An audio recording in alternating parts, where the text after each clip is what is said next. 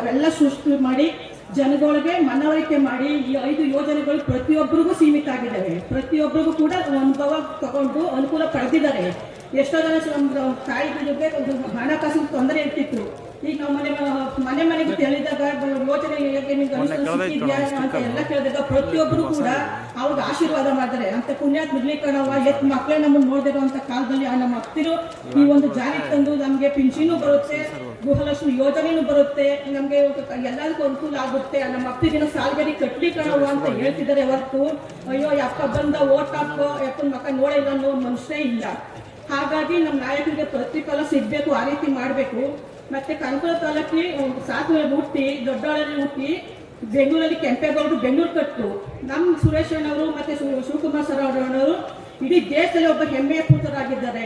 ಹಾಗೆ ಇವರು ಕೂಡ ಹೆಮ್ಮೆಯ ಪುತ್ರರಾಗಿ ಕೆಂಪುಕೋಟೆನ ಮತ್ತೆ 4ನೇ ಬಾರಿ ಪ್ರವೇಶಿಸಿ ಅಲ್ಲಿ ಸಿಂಹಗರ್ಜನೆ ತೋರಿಸ್ಬೇಕು.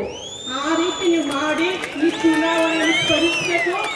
ಮತ್ತೆ ಅಂತೆಕಂತೆಗಳ ಏನು ಸುರಿಮಳೆ ಸುರಿಸ್ಬಿಟ್ಟು ಹೋಗ್ತಿರೋ ಅವೆಲ್ಲ ಒಂಥರ ಆಲ್ದಿ ಮಳೆ ಇದ್ದಂಗೆ. ಮುಂಗಾರು ಮಳೆ ಬೇಕು ನಮಗೆ. ಭೂಮಿಲಿ ಹುತ್ತಿ ಬಿತ್ತಿ ಎಳೆದು ಇವಾಗ ಯಾವ ಜೂನ್ ತಿಂಗಳು ನೀವೆಲ್ಲ ರೆಡಿ ಆಗ್ತಪ್ಪ ಹೊಲ ಉಳೋದಿಕ್ಕೆ ಅಂತ ಮುಂಗಾರು ಮಳೆ ಬೇಕೇ ಹೊತ್ತು ನಮಗೆ ಆದಿ ಮಳೆ ಬೇಕಾಗಿಲ್ಲ. ಅಂತ ಒಬ್ಬ ನಾಯಕನ ನಾವು ಆಯ್ಕೆ ಮಾಡೋದು ನಿಮ್ಮ ಕೈಯಲ್ಲಿದ್ದೆ. ಮತ್ತೆ ಶ್ರಮ ಪಟ್ಟು ನಮ್ಮ ನಾಯಕರನ್ನ ಕೆಂಪುಕೋಟೆ ಕಳಿಸ್ಬೇಕು. ಮತ್ತೆ ಬೇರೆ ಪಕ್ಷದವ್ರು ಏನು ನಾವು ಅಧಿಕಾರ ಚಲಾಯಿಸ್ತೀವಿ ಹಾಗೆ ಹೀಗೆ ಅಂತ ಅಂದ್ಬಿಟ್ಟು ಎಲ್ಲರೂ ದೃಷ್ಟಿಕಣ್ಣು ಸುರೇಶ್ ಮೇಲೆ ಬಿದ್ದಿದೆ. ನೆಕ್ಸ್ಟ್ ಜೂನ್ ತಿಂಗಳಲ್ಲಿ ಆ ದೃಷ್ಟಿಪಟ್ಟನ ಮಕ್ಕಳ ಮುಖಾಂತರ ಅವ್ರನ್ನ ಗೆಲ್ಲಿಸಿ ಆ ದೃಷ್ಟಿಪಟ್ಟನ ವಿಜಯ ಮಾಲೆಯನ್ನು ನಾವು ಹಾಕಿ ಕಳಿಸ್ದಾಗೆ ಆ ದೃಷ್ಟಿಪಟ್ಟು ಹೋಗೋದಿಕ್ಕೆ ಸಾಧ್ಯ ಅಂತ ಹೇಳ್ತಾ ಇಷ್ಟು ಮಾತನಾಡಲು ಅವಕಾಶ ಕಲ್ಪಿಸಿಕೊಟ್ಟಂತಹ ಎಲ್ಲರಿಗೂ ವಂದಿಸ್ತಾ ನನ್ನ ಮಾತುಗಳನ್ನು ಮುಗಿಸ್ತಾ ಇದ್ದೇನೆ. ಜೈ ಹಿಂದ್, ಜೈ ಕಾಂಗ್ರೆಸ್. ಧನ್ಯವಾದಗಳು. ಈ ಸಭೆಯ ನಂತರ ಲಘು ಈಗ ನಮ್ಮ DM ವಿಶ್ವನಾಥ್ ಅವರು ಸಭೆಯನ್ನು ಉದ್ದೇಶಿಸಿ ಮಾತನಾಡಲಿದ್ದಾರೆ.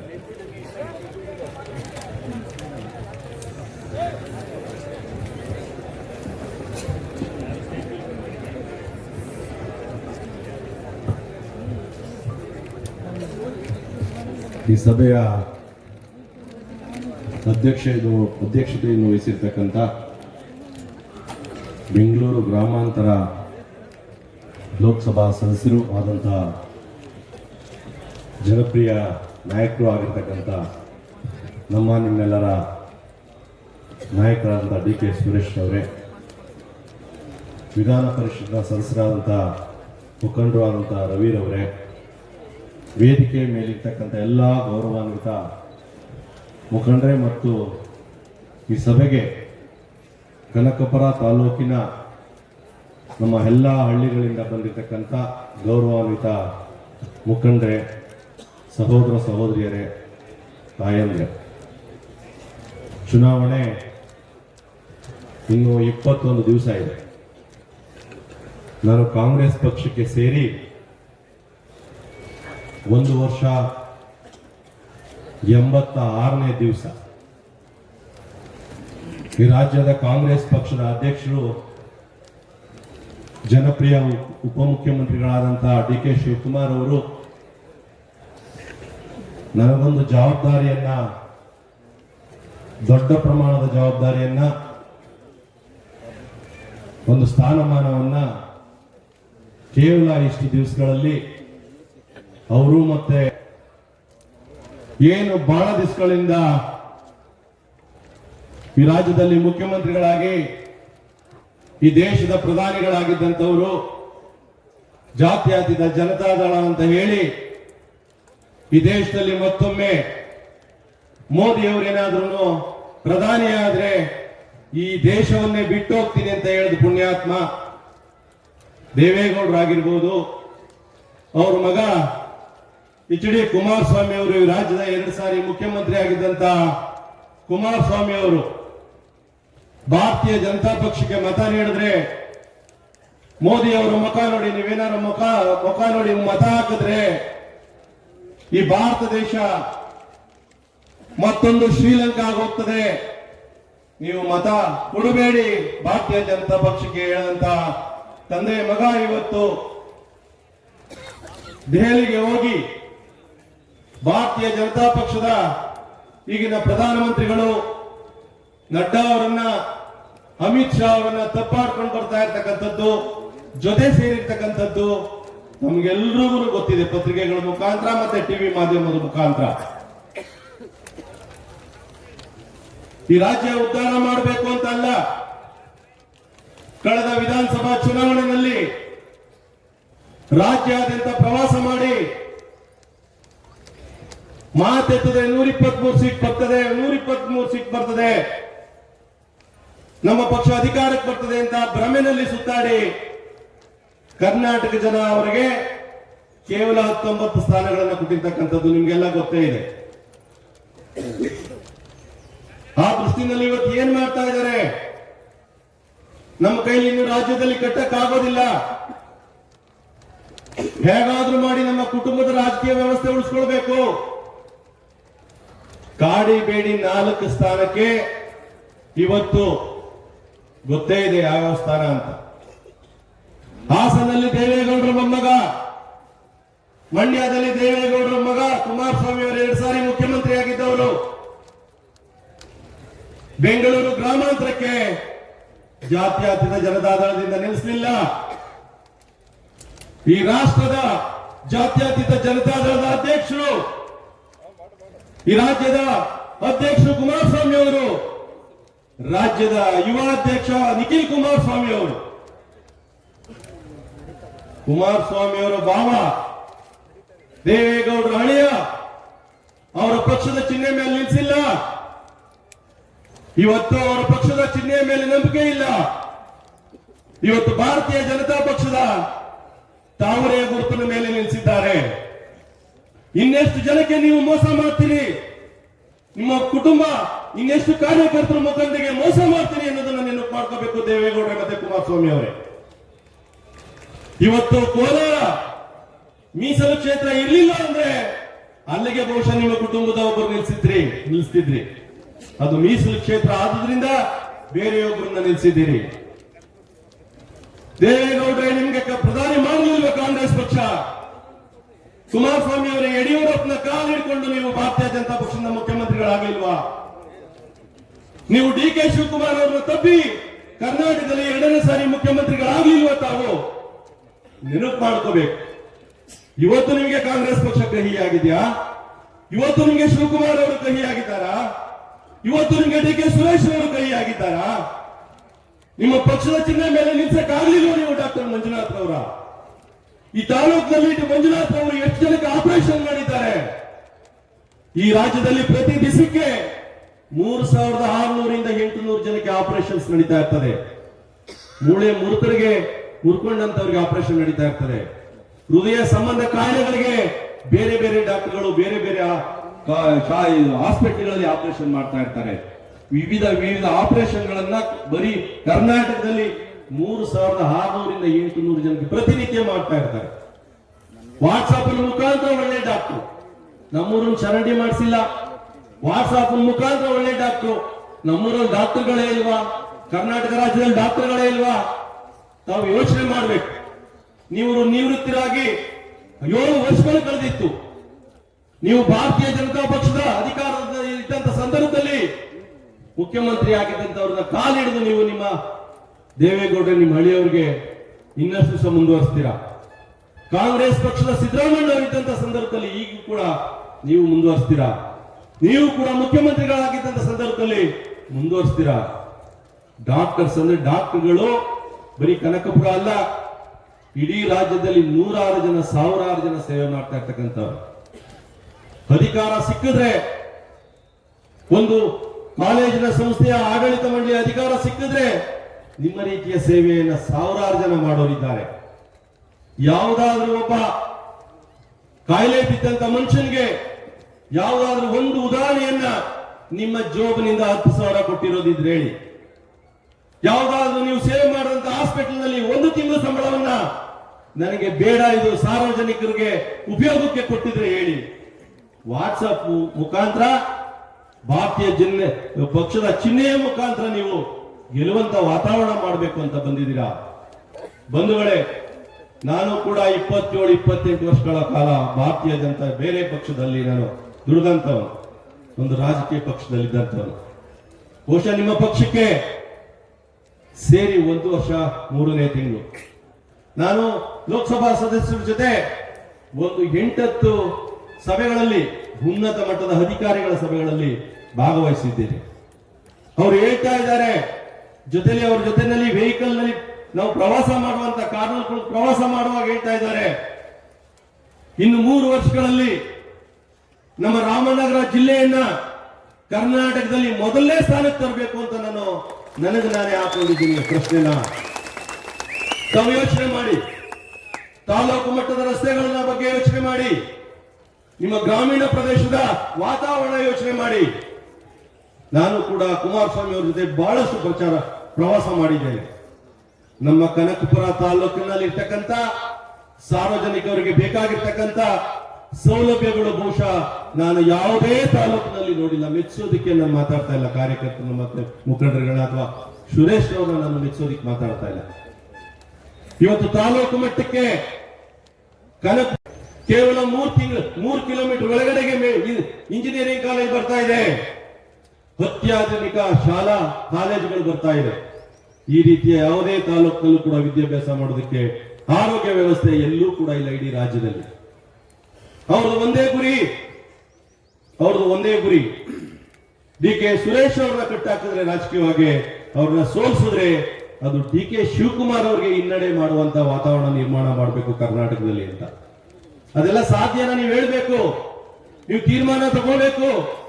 ನಿಮ್ಮ ಕೈಲಿ ಬರೀ ಕೇವಲ 2,70,000 ಮತಗಳಿಲ್ಲ, ನಿಮ್ಮಗಳ ಕೈಲಿ 4 ಲಕ್ಷ ಮತ ಇದೆ. ಇವತ್ತು ಚನ್ನಪಟ್ಟಣ ತಾಲೂಕಿನಲ್ಲಿ ನಿಮ್ಗೆ ನಮ್ಮ ಸಂಬಂಧ ಇದೆ, ನಿಮ್ಗೆ ಹಾರೋಹಳ್ಳಿ ಮರಳುವಾಡಿಯಲ್ಲಿ ಸಂಬಂಧ ಇದೆ, ರಾಮನಗರದಲ್ಲಿ ಸಂಬಂಧ ಇದೆ, ಬೆಂಗಳೂರಿನಲ್ಲಿ ದೊಡ್ಡ ಪ್ರಮಾಣದ ನಿಮ್ಮ ಮಕ್ಕಳು ಸಣ್ಣ ಪುಟ್ಟ ಕೆಲಸದಲ್ಲಿ ಉದ್ಯೋಗದಲ್ಲಿ ಇರ್ತಕ್ಕಂಥವ್ರು ಮತ್ತೆ ವಿದ್ಯಾಭ್ಯಾಸ ಮಾಡ್ತಾ ಇರ್ತಕ್ಕಂಥ ಮಕ್ಕಳಿದ್ದಾರೆ. ಇವತ್ತು ಬಂಧುಗಳೇ, ಸೂಕ್ಷ್ಮವಾದಂತ ವಾತಾವರಣ ನಾವೆಲ್ಲರೂ ಕೂಡ ಬೆಳೆಸಿದೀವಿ. ಬೆಳೆದ್ರು ಇವತ್ತು ರಾಜ್ಯದಲ್ಲಿ ಈ ದೇಶಕ್ಕೆ ಬೆಳೆಸಿದ್ದು ಕಾಂಗ್ರೆಸ್, ದೇವೇಗೌಡರನ್ನ ದೇಶಕ್ಕೆ ಬೆಳೆಸಿದಂಥದ್ದು. ದೇವೇಗೌಡರು ಆಯ್ತು 85ರಲ್ಲಿ, 89ರಲ್ಲಿ ಕನಕಪುರಕ್ಕೆ ಆಯ್ತು, 94ರಲ್ಲಿ ರಾಮನಗರ ಆಯ್ತು, ಮುಖ್ಯಮಂತ್ರಿ ಆದ್ರಿ, ಪ್ರಧಾನಮಂತ್ರಿಗಳಾದ್ರಿ, ಕುಮಾರಸ್ವಾಮಿ ಅವರು ಮುಖ್ಯಮಂತ್ರಿಗಳಾದ್ರಿ, ಮತ್ತೊಮ್ಮೆ ಕಾಂಗ್ರೆಸ್ನಿಂದ ಮುಖ್ಯಮಂತ್ರಿಗಳಾದ್ರಿ, ನಿಮ್ಮ ಧರ್ಮಪತ್ನಿ ಆದ್ರು, ನಿಮ್ಮ ಮಗ ಆದ್ರು, ಪ್ರಜ್ವಲ್ ರೇವಣ್ಣ ಆದ್ರು, ಸೂರಜ್ ರೇವಣ್ಣ ಆದ್ರು, ಈಗ ನಿಮ್ಮ ಅಳಿಯ ಮಂಜುನಾಥ್, ಇವರ ಅಳಿಯನ ತಮ್ಮ ಅಂದ್ರೆ ಈಗಿನ ಭಾರತೀಯ ಜನತಾ ಪಕ್ಷದ ಅಭ್ಯರ್ಥಿ ಆಗಿದ್ದಂತವರ ಮಂಜುನಾಥ್ ಅವರ ತಮ್ಮ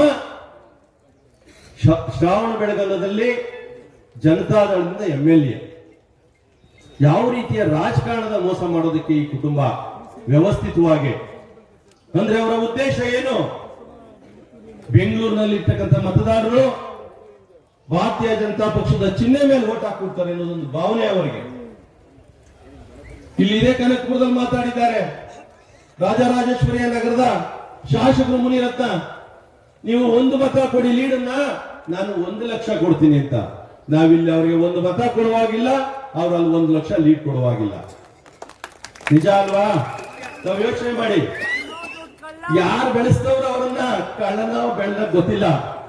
ಇರ್ತಕ್ಕಂಥ ನಮ್ಮ ಸದಸ್ಯರು, ನಮ್ಮ ಜನಪ್ರಿಯ ಸಂಸದ ಸದಸ್ಯರೇ ಅವರನ್ನು ಬೆಳೆಸ್ತವ್ರು. 1 ಲಕ್ಷ ಮತ ಅಂತ ಹೇಳ್ತಾ ಇದ್ದಾರೆ, 1 ಲಕ್ಷ ಲೀಡ್ ಕೊಡ್ತಾರೆ. ಇಲ್ಲಿ 1 ಮತ ಕೊಟ್ರೆ, 1 ಮತ ಜಾಸ್ತಿ ಕೊಟ್ರೆ. ಬಂಧುಗಳೇ, ನಾನು ಕೂಡ ನಿಮ್ಮ ಹಾಗೆ ರಾಜಕೀಯ ಪ್ರಜ್ಞೆ ಇರ್ತಕ್ಕಂಥವನು. ಇವತ್ತು ಕನಕಪುರದಲ್ಲಿ ಎಷ್ಟು ಜನಪ್ರಿಯರಾಗಿದ್ದಾರೋ, ರಾಮನಗರ ವಿಧಾನಸಭಾ ಕ್ಷೇತ್ರದಲ್ಲಿ ಎಷ್ಟು ಜನಪ್ರಿಯರಾಗಿದ್ದಾರೋ, ಕುಣಿಗಲ್ಲೂ ಕೂಡ ಅವ್ರ ಜೊತೆ 3 ದಿವಸ ಪ್ರವಾಸ ಮಾಡಿದ್ದೀನಿ. ಕನಕಪುರದಷ್ಟೇ ಜನಪ್ರಿಯರಾಗಿದ್ದಾರೆ ನಮ್ಮ ಸಂಸತ್ ಸದಸ್ಯರು. ಅದೇ ಪ್ರಮಾಣದಲ್ಲಿ ಬೆಂಗಳೂರು ದಕ್ಷಿಣ ವಿಧಾನಸಭಾ ಕ್ಷೇತ್ರ ಮತ್ತೆ ರಾಜರಾಜೇಶ್ವರಿ ನಗರದ ವಿಧಾನಸಭಾ ಕ್ಷೇತ್ರಗಳಲ್ಲೂ ಕೂಡ ಇಷ್ಟೇ ಪ್ರಮಾಣದ ಜನಪ್ರಿಯರಾಗಿದ್ದಾರೆ. ಆ ಕ್ಷೇತ್ರದ ಪ್ರತಿ ಮತದಾರರಿಗೆ ಗೊತ್ತಿದೆ ಡಿ ಕೆ ಸುರೇಶ್ ಅವರ ಕೆಲಸ ವೈಖರಿಗಳು. ನಾವ್ಯಾರೂ ಕೂಡ ಧೃತಿಗೆಡಬಾರ್ದು. ಅಂದಾಕ್ಷಣಕ್ಕೆ ನಾವ್ಯಾರೂ ಕೂಡ ಇದು ಚುನಾವಣೆ ಮೈ ಮರಿಬಾರದು. ಕಳೆದ ಚುನಾವಣೆಯಲ್ಲಿ 1,22,477 ಮತಗಳು ನೀಡಿ ಬಂದುವೋ ಅದೇ ಹಂತದಲ್ಲಿ ಚುನಾವಣೆ ನಡೀಬೇಕು ಕನಕಪುರ ತಾಲೂಕಿನಲ್ಲಿ, ಕನಕಪುರ ವಿಧಾನಸಭಾ ಕ್ಷೇತ್ರದಲ್ಲಿ. ತಾವೆಲ್ಲ ಯೋಚನೆ ಮಾಡಿ, ಮಧ್ಯ 3 ದಿವಸ ಯುಗಾದಿ ಹಬ್ಬ ಬರ್ತದೆ. ನಾನಾಗಿರ್ಬೋದು, ನೀವಾಗಿರ್ಬೋದು, ಹಬ್ಬ ಹರಿದಿನಗಳನ್ನ ಆಚರಣೆ ಮಾಡುವಂಥದ್ದು. ಹಬ್ಬ ಕಳೆದ ಮಾರನೆಯ ದಿವಸದಿಂದ ನಾವು ನೀವು ಕನಿಷ್ಠ 16 ಗಂಟೆಗಳ ಕಾಲ ನಾವು ನೀವು ಒಬ್ಬೊಬ್ಬ ಕಾರ್ಯಕರ್ತರು ಒಬ್ಬೊಬ್ಬ ಮುಖಂಡರು ಇಲ್ಲಿ ಕುಳಿತಿರ್ತಕ್ಕಂಥವ್ರಿಗೆ ಬರೀ ಈ ತಾಲೂಕಿನಲ್ಲಿ ಅಲ್ಲ, ಎಲ್ಲಾ ಕಡೆ ಓಡಾಡಿದ್ರೆ 50ರಿಂದ 100 ಓಟ ಹಾಕ್ಸುವ ಶಕ್ತಿ ನಿಮ್ಗಳಿಗಿದೆ. ನಾವ್ಯಾರು ಕೂಡ 16-17 ಗಂಟೆಯ ವೇಳೆ ನಿದ್ದೆ ಮಾಡಬಾರ್ದು. ಹಬ್ಬ ಕಳೆದ ಮಾರನೆಯಿಂದನೇ ನೀವು ಪ್ರವಾಸಗಳನ್ನು ಮಾಡಬೇಕು. ನಿಮ್ಮ ಸಂಬಂಧ ಎಲ್ಲಿದೆ ನಮ್ಮ ಜಿಲ್ಲೆನಲ್ಲಿ? ಬೆಂಗಳೂರು ದಕ್ಷಿಣ ವಿಧಾನಸಭಾ ಕ್ಷೇತ್ರದಲ್ಲಿ ನಮ್ಮ ತಾಲೂಕಿನ ಮತದಾರರ ಜೊತೆಗೆ ಪಕ್ಕದ ಮನೆಗಳಿಗೆಲ್ಲ ನಾವು ಪ್ರಚಾರ ಮಾಡಿದ್ರೆ ಸುಮಾರು ಕನಿಷ್ಠ 2 ಲಕ್ಷ ಮತಗಳಿಗೆ ನಾವು ಪ್ರಚಾರ ಮಾಡಬಹುದು. ಆ ಬೀದಿಗಳಲ್ಲಿ ನಾವು ಕೂಡ ಓಡಾಡಿ ಆ ದೃಷ್ಟಿನಲ್ಲಿ ಬಂಧುಗಳೇ, ತಾವೆಲ್ಲ ಯೋಚನೆ ಮಾಡಿ. ನಾನು ಕೂಡ ಭ್ರಮೆಯಲ್ಲಿದ್ದೆ. ಬಹುಶಃ ಇವರಿಂದನೇ ಪರಿಹಾರ ರೈತರಿಗೆ, ಬಹುಶಃ ಇವರಿಂದನೇ ಪರಿಹಾರ ಏನೋ ನಮಗೆ ಅಂತ. ನಿಮ್ಮನ್ನ ಮುಖ್ಯಮಂತ್ರಿ ಮಾಡಿತ್ತು, ನಿಮ್ಮನ್ನ ಪ್ರಧಾನ ಮಾಡಿತ್ತು ಈ ಜನ. ಅವಾಗ ನಿಮ್ಗೆ ಮೇಕೆದಾಟು ಜ್ಞಾಪಕಕ್ಕೆ ಬರ್ಲಿಲ್ವಾ? ಕುಮಾರಸ್ವಾಮಿ ಅವರೇ, ಈ ತಾಲೂಕಿನ ಕಾರ್ಯಕರ್ತರು ಮುಖಂಡರು, ಜನತಾದಳದ ಕಾರ್ಯಕರ್ತರು ಮುಖಂಡರಿಗೆ ಜ್ಞಾಪಕ ಬರ್ಲಿಲ್ವಾ? ನಿಮಗೆ ಅವ್ರ ಜ್ಞಾಪಕ ಬರ್ಲಿಲ್ವಾ? ನಿನ್ನೆ ದಿವಸ ರಾಮನಗರದಲ್ಲಿ ಒಂದು ಮಾತು ಹೇಳಿದ್ದೀರಾ, ಇವಾಗ ಆಗಲ್ವಂತೆ. 2028ಕ್ಕೆ ಯಾವ್ದಾದ್ರೂ ಪಕ್ಷದಿಂದ MLA ಮಾಡ್ತಾರಂತೆ. ಅದ್ ಸಾಧ್ಯನಾ ಕುಮಾರಸ್ವಾಮಿ ಅವರು? ಈ ತಾಲೂಕಿನಲ್ಲಿ MLA ಮಾಡೋದು ನೀವು? ನಿಮ್ಮ ಕುಟುಂಬದ ನಿಮ್ಮನ್ನು ಸೇರಿದಾಗ ಯಾರಾದ್ರೂ ಬಂದು ನಿಂತ್ಕೊಂಡ್ರು ಕೂಡ ನೀವು ಕೂಡ ಠೇವಣಿ ತಗೊಂಡು ಹೊರಟೋಗ್ತೀರಾ ವಾಪಸ್ ಕನಕಪುರದಲ್ಲಿ. ಯಾಕೆ ಈ ತರ ಭ್ರಮೆಯ ಆಸೆಯನ್ನು ಹುಟ್ಟಿಸ್ತೀರಾ ಈ ತಾಲೂಕಿನಲ್ಲಿ ಕಾರ್ಯಕರ್ತರು ಮುಖಂಡರಿಗೆ?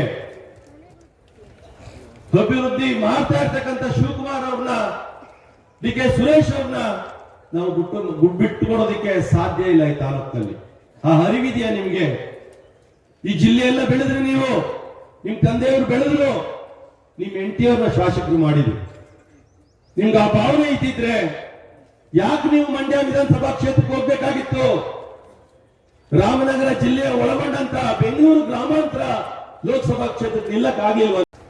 ಬಹುಶಃ ಮಂಜುನಾಥ್ ಆದ್ರೆ ನನ್ನ ದೃಷ್ಟಿನಲ್ಲಿ 1,50,60,000 ಸೋಲ್ತಾರೆ ಈ ಸಾರಿ. ನೀವಾಗಿದ್ರೆ 3 ಲಕ್ಷ ಮತಗಳಿಂದ ಸೋಲ್ತಿದ್ರಿ ನೀವು. ಆ ಭಯದ ವಾತಾವರಣ ಇರೋದಕ್ಕೆ ನೀವು ಮಂಡ್ಯಕ್ಕೆ ಹೋಗಿದ್ದೀರಾ. ನೀವು ತಾವು ಯೋಚನೆ ಮಾಡಬೇಕು. ನಾನು ಎಷ್ಟು ನಾಲಿಗೆಯನ್ನ ಒಂದು ಬಾಯಿನಲ್ಲಿ ಉಳ್ಳವನಾಗಿದ್ದೀನಿ ಅಂತ ನೀವು ಯೋಚನೆ ಮಾಡಬೇಕು. ನೀವೇನ್ ಹೇಳ್ತಾ ಇದ್ರಿ? ರಾಮನಗರ ಒಂದ್ ಕಣ್ಣು, ಚನ್ನಪಟ್ಟಣ ಒಂದ್ ಕಣ್ಣು. ನನ್ನ ಕರ್ಮಭೂಮಿ ಕನಕಪುರ ಆದ್ರೆ ಒಳನರಸೀಪುರ ಜನ್ಮಭೂಮಿ. ಎಷ್ಟು ಸುಳ್ಳು ಹೇಳ್ತೀರಾ ನೀವು ರಾಜಕಾರಣಿಗಳಾಗಿ? ಹೇಗಿರ್ಬೇಕು ಒಂದು ನಾಲಿಗೆ ಅಂದ್ರೆ? ಮುಖ್ಯಮಂತ್ರಿ ಆಗಿದ್ದವರು 2 ಸಾರಿ. ಎಷ್ಟು ಭ್ರಮೆ ಹುಟ್ಟಿಸ್ತೀರಾ ನೀವು ಕಾರ್ಯಕರ್ತರು ಮುಖಂಡರಿಗೆ? ಇನ್ನೆಷ್ಟು ಮೋಸ ಮಾಡ್ತೀರಾ ನೀವು? ನೀವು ಯೋಚನೆ ಮಾಡಿ. ಇವತ್ತು ಕಾಂಗ್ರೆಸ್ ಪಕ್ಷ ಅಧಿಕಾರಕ್ಕೆ ಬರೋಕೆ ಮೊದಲು 5 ಗ್ಯಾರಂಟಿಗಳನ್ನ ಕೊಟ್ಟಿದ್ವಿ ನಾವು. ಅಧ್ಯಕ್ಷರಾದಂತಹ DK ಶಿವಕುಮಾರ್ ಅವರು ಮತ್ತೆ ಜನಪ್ರಿಯ ಮುಖ್ಯಮಂತ್ರಿಗಳಾಗಿರ್ತಕ್ಕಂಥ ಸಿದ್ದರಾಮಯ್ಯನವರು, ಅವರ ಜೊತೆನಲ್ಲಿ ಖರ್ಗೆ ಸಾಹೇಬರು. ಏನು ಗ್ಯಾರಂಟಿಗಳದು? 5 ಗ್ಯಾರಂಟಿಗಳು. ನಿಮ್ಗೆಲ್ಲ ಗೊತ್ತಿರ್ತಕ್ಕಂಥದ್ದು, ನಾನೇನು ಬಾಯಿ ಬಿಟ್ಟು ಹೇಳ್ಬೇಕಾಗಿಲ್ಲ. ಚುನಾವಣೆಗೆ ಮೊದಲು ಇವರು ಈ ತೀರ ಗ್ಯಾರಂಟಿಗಳನ್ನು ಹೇಳ್ತಾ ಇದ್ದಾರೆ. ಇವರನ್ನು ನಂಬುವುದಾ? ಹಳ್ಳಿಗಳಲ್ಲಿ ನಮ್ಮ ಕಾರ್ಯಕರ್ತರು ಅಂದ್ರೆ ನಮ್ಮ ಪಕ್ಷದ ಗೌರವಾನ್ವಿತ ಮುಖಂಡರುಗಳು ತಾವುಗಳು ಹಳ್ಳಿಗಳಲ್ಲಿ ಹೇಳಿದಾಗ ನಿಮ್ಮನ್ನು ನಂಬುತ್ತಿದ್ರು ಬಿಡ್ತಿದ್ರು ನನಗೆ ಗೊತ್ತಿಲ್ಲ. ಇವತ್ತು ಸರ್ಕಾರ ಬಂದಿದೆ, ಪ್ರತಿ ಮನೆಗೂ ಕೂಡ ಉಪಯೋಗ ಆಗ್ತಾ ಇದೆ. ನಾನು ದೂಂತೂರ್ನವನು, ನನ್ನ ಮನೆ ಕೂಡ ದೂಂತೂರ್ನಲ್ಲಿದೆ. ದೂಂತೂರ್ನಲ್ಲಿ ಇರ್ತಕ್ಕಂಥ ನನ್ನ ಮನೆಗೂ ಸೇರಿದ ಹಾಗೆ ಸಂಪೂರ್ಣವಾಗಿ ವಿದ್ಯುತ್ ಶಕ್ತಿ ಫ್ರೀ. ನನ್ನ ಮನೆಯಲ್ಲಿ ನನಗೆ ದೂಂತೂರ್ನಲ್ಲಿ ಹೆಸರು ಕಾರ್ಡ್ ಇಲ್ಲ, ಇಡೀ ಗ್ರಾಮಕ್ಕೆ ಹೆಸರು ಕಾರ್ಡ್ ಇದೆ. ಇವತ್ತು ಒಂದು ಹೆಸರು ಕಾರ್ಡ್ಗೆ 3 ಜನ ಇದ್ರೆ 15 ಕೆಜಿ ಅಕ್ಕಿ, 15 ಕೆಜಿ ಹಣ ಬರ್ತಾ ಇದೆ. ಇವತ್ತು ನನ್ನ ತಾಯಿ ಇರ್ಬೋದು, ನನ್ನ ಹೆಂಡತಿ ಇರ್ಬೋದು, ತಾವೆಲ್ಲ ಈ ಕರ್ನಾಟಕದ ಮಹಿಳೆಯರು ಉಚಿತವಾಗಿ ಬಸ್ನಲ್ಲಿ ನಮ್ಮ ಶಾಲಾ ಕಾಲೇಜ್ಗೆ ಹೋಗ್ತಾ ಇರ್ತಕ್ಕಂಥ ಹೆಣ್ಣು ಮಕ್ಕಳು ಇರ್ಬೋದು, ಅಣ್ಣ ತಮ್ಮಂದಿರ ಮಕ್ಕಳು ಮನೆಗಳಿಗೆ, ಅಕ್ಕ ತಂಗಿಯರ ಮಕ್ಕಳಿಗೆ ಮನೆಗಳಿಗೆ ಓಡಾಡ್ತಕ್ಕಂಥ ತಾಯಿಯಂದ್ರಿಗೆ ಇವತ್ತು ಕರ್ನಾಟಕ ರಾಜ್ಯದಲ್ಲಿ ಎಲ್ಲೇ ಓಡಾಡಿದ್ರು ಕೂಡ ಸರ್ಕಾರಿ ಬಸ್ಗಳಲ್ಲಿ ತಾಯಿಯಂದ್ರಿಗೆ ಫ್ರೀ ಇದೆ.